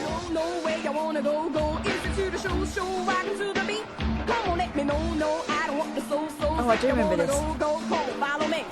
Look how we see. Look around. There's no one listening. Get out of here. No. That's a racket, isn't it? It's a huge hit. We're gonna rock you anyway. It's got the old school hip hop song, has it? Drifting on memory. Forces in the place to be. Oh, it's awful. Anyway, and it ends like this. This is what I was talking about. But on the contrary, now they're all in the MC cemetery. Never should have they crossed my territory. That's it. Period. End of story. This is how it ends. Wait! The rabbit kicked the bucket. The rabbit kicked the bucket, the rabbit kicked the bucket, the rabbit kicked the bucket, the rabbit kicked the bucket, the bucket, the bucket kicked the rabbit kicked the rabbit. Jeez, that was an annoying record. I don't remember what we were talking about. We used to call my sister Elmer Fudd when she was a kid. Oh, She didn't get any hair till she was about 3. Oh. It's a great big moon face. I'd love a talcum massage on my chest and my back, but I'm worried about inhaling the talcum powder, Nigel. What if I gag you? Oh, yeah, now we're talking. Now it's getting kinky. That's what Spady did to me. That's what? That's what Sadie did to me, rubbed it in. I just have to say, for the record, I really worry that someone's going to take advantage of you because you're a vulnerable soul, and I just wish I could protect you in some way, but I can't. She rubbed it in for me. Okay, I just have to say that out loud because. Why are you talking about that? Because I've come on air or something? Yeah. Or was you going to talk about it before? It's just what springs to mind, Nigel, because it's such a memorable part of our conversation the other day. I worry about you, Nigel. I worry that someone. Yeah, she came to see me again tonight. She wanted to do another one. But did she want to value any of your property or your possessions? No. I've forgotten what I was going to say now. So, have you had a good evening? I've had an excellent evening. It's been a really, really good show. One of the best. I've been watching Star Trek with Chris Pine, the later one, the up-to-date version. I've not seen that. It doesn't interest me, I'm afraid. No, it was quite good, but not so good as the old ones. Yeah. He's a good actor, but you can't replace William Shatner and people like that. You can replace William Shatner, it turns out. What, you think that there's better actors? Than William Shatner? Oh, God, yes! He's an awful actor, famously so. The Star Trek he was good in, though. That's what he was made for that, I Star think. Trekking across the universe, only going forwards because we can't find reverse. Yeah. I don't my brother, I haven't rung my brother since I spoke about him on the radio. But yes, I did. I rang last night and they wouldn't answer me. Oh, well, maybe they were busy, man. But maybe I upset them by talking about their family. Perhaps I upset them. Maybe. Who knows? Who knows? But I've got to get back talking to them. I wish again. you had a grown-up or a priest or someone around you that could protect you, because I think you're about to get stung. I'm a celebrity. Get Me Out of Here's on still. It's on for another 3 or 4 weeks. I'm not watching it. You was in it, weren't you? I certainly was. Yeah, I'm not keen on the programme. I only watched it because you was in it. Thank you very much indeed. Because I knew you see. Well, there you go. Thank you. I've been on the internet as well. I bet you have. And I know, but I have to keep my mind occupied, and I'm very sad about Mum. Your hands full. I put on the top of my Facebook. I put the video when I went to the grave a couple of days after she was buried, singing that "I Miss You" song. Yeah. And it's on the top of my Facebook page if you want to have a look at it any time. Thank you. Singing the song, but also. I found if you go to Iain Lee Nigel from Maidstone, you get all the ones that are on the radio come up at the same time. That's me and you on the radio. So that's easy to find. Have you got anyone around you, Nigel? Yes, my mum is around me all the time. Yeah, of course she is, and I totally appreciate that. It's a beautiful thing to say. I think she is. No, of course she is. I get that. And that's great. That's great. Well, I hope so. I was wondering if you had any kind of grown-ups around you that you could turn to for advice or to keep an eye on you. The Citizens Advice Bureau have been on to me, so that's good. I have some good news about that. But have you got any friends or carers? I've just got my girlfriend that looks after me. That's all. That's all I want really. It's my girlfriend. Yeah, okay. I worry that I just no, worry. That's all right. I'm in hand with that. Okay, all right, fine. I just have to. That's all right, and we know each other well, so I know where I am with her. Okay. I don't trust anybody else, to be honest. Only people that I know. Okay. You know. All right then. Well, that's. I haven't got any male friends. Put it this way: I've only got female friends. Yes, lads, get in there. I just have to say that I've got you though, haven't I? As a friend. Well, I wouldn't say a friend, but you can certainly call us. We're not friends, but you can certainly call this show any time. And if there's anything that's kind of worrying you or confusing you, you're certainly welcome to run it past us. But I am pleased that the Citizens Advice Bureau got back to me, rung me tonight earlier, and they're going to ring me back in a few weeks' time to help me with the bills and stuff. Well, that's good. Yeah, so they might try and be able to cut some of the bills down. But at the moment, I'm managing to pay the bills because I'm paying so much a fortnight on electric and gas. Hey, I checked. I had to do a gas and meter electricity reading today, so I logged on and I put in the readings, and already I've only been there 3 months. Already, I'm £270 in credit, because it's a direct debit. So you pay too much? I've paid too much. But here's the thing. These, I might find these that companies, I've got money to come back to me. These companies are very reluctant to give. So I'm going to wait until March, because I might use a bit more. Well, we'll use a bit more over the winter. But we won't be using much. It's just me, and I don't really put the heating on. I don't know how to put the water on. You need to have the heating on. You do, but I don't know how to put the water on properly. But in March, I'm going to say, right, I want that money, please. Yeah. They'll give it to me eventually. They should do. Just kick up a stink. Oh, you won't get it straight away, though. No. Yes. Paul Ross is coming in. Yeah. Have you been playing that advert? Would you like me to rub it in for you? That one. I can't remember where I put it, but I put it. I put it somewhere. With the talcum powder. I can't remember where. I need to sort out my hotkeys. Would you like some talcum powder? Shall I send Dirty you some? pervert. Yes. A dick. Now. Whoa. Sorry. Hey. Come on. Catherine, what do you want for Christmas? I don't like being used in this fashion. All right, Catherine. What are you going to have when you get home? A dick. Now! Ian? Dirty pervert. Yes? Exactly. I'm going to buy some baby oil so she can rub Okay, baby oil Nigel. into Thanks me. for calling, Nigel. Yeah. Bye-bye. Gosh. Wowzers, and this will be the sound he'll be making. Bit like Darth Vader. Can I just say, well done, Paul Ross. He passed the test, because when I played the dick thing, he looked at me as if to say, "Now, come on, that's not how you treat a lady." Well done, you passed the test, Paul. It was a test and you passed it. You're through to the next round. That was a... What's the next round got in store for us then? That was the opening round. It was a lovely fatherly face. It was, You're all yes. right, Kath, for this. The next round is, what am I going to have when I get home? You're a fanny. No, I'm not! It's been one of those shows. How are you doing, Paul Ross? Not too bad. Got a great show, I hope, tonight, because I didn't want to do this yesterday, which is the proper anniversary in our time zone.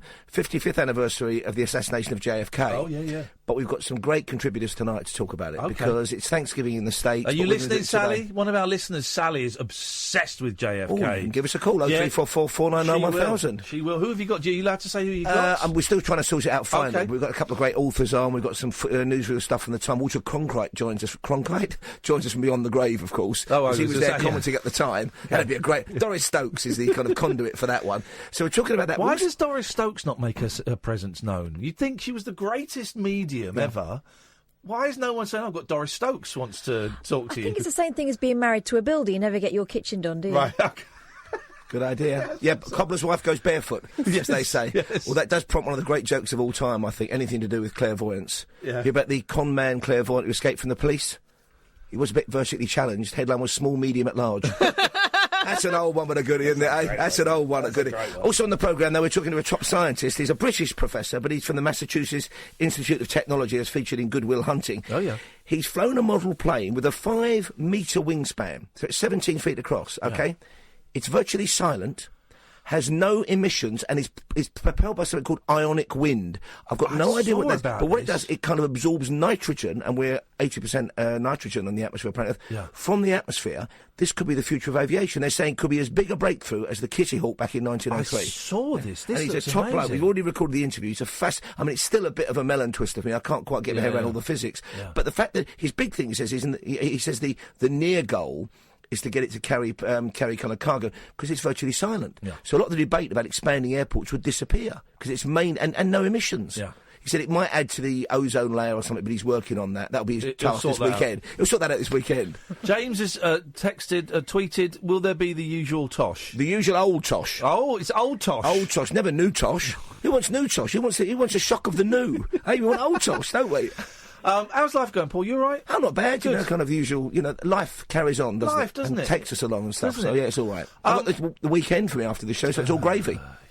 We're working this weekend. I'm working this weekend, next weekend. Next weekend, we're going up to Halifax. Yeah, I'm watching Threads. Apparently, it's a rip-roaring, fun for all the family kind of film. I'm hosting a screening of Is that Threads. the Daniel Day-Lewis movie? No, it's the one set in Sheffield in the early 80s.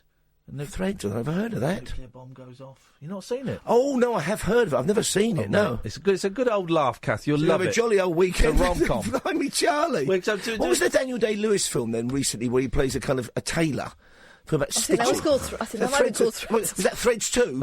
Post-apocalyptic. We all become tailors. What we do needlework, compulsory in death camps. Needlework death camps.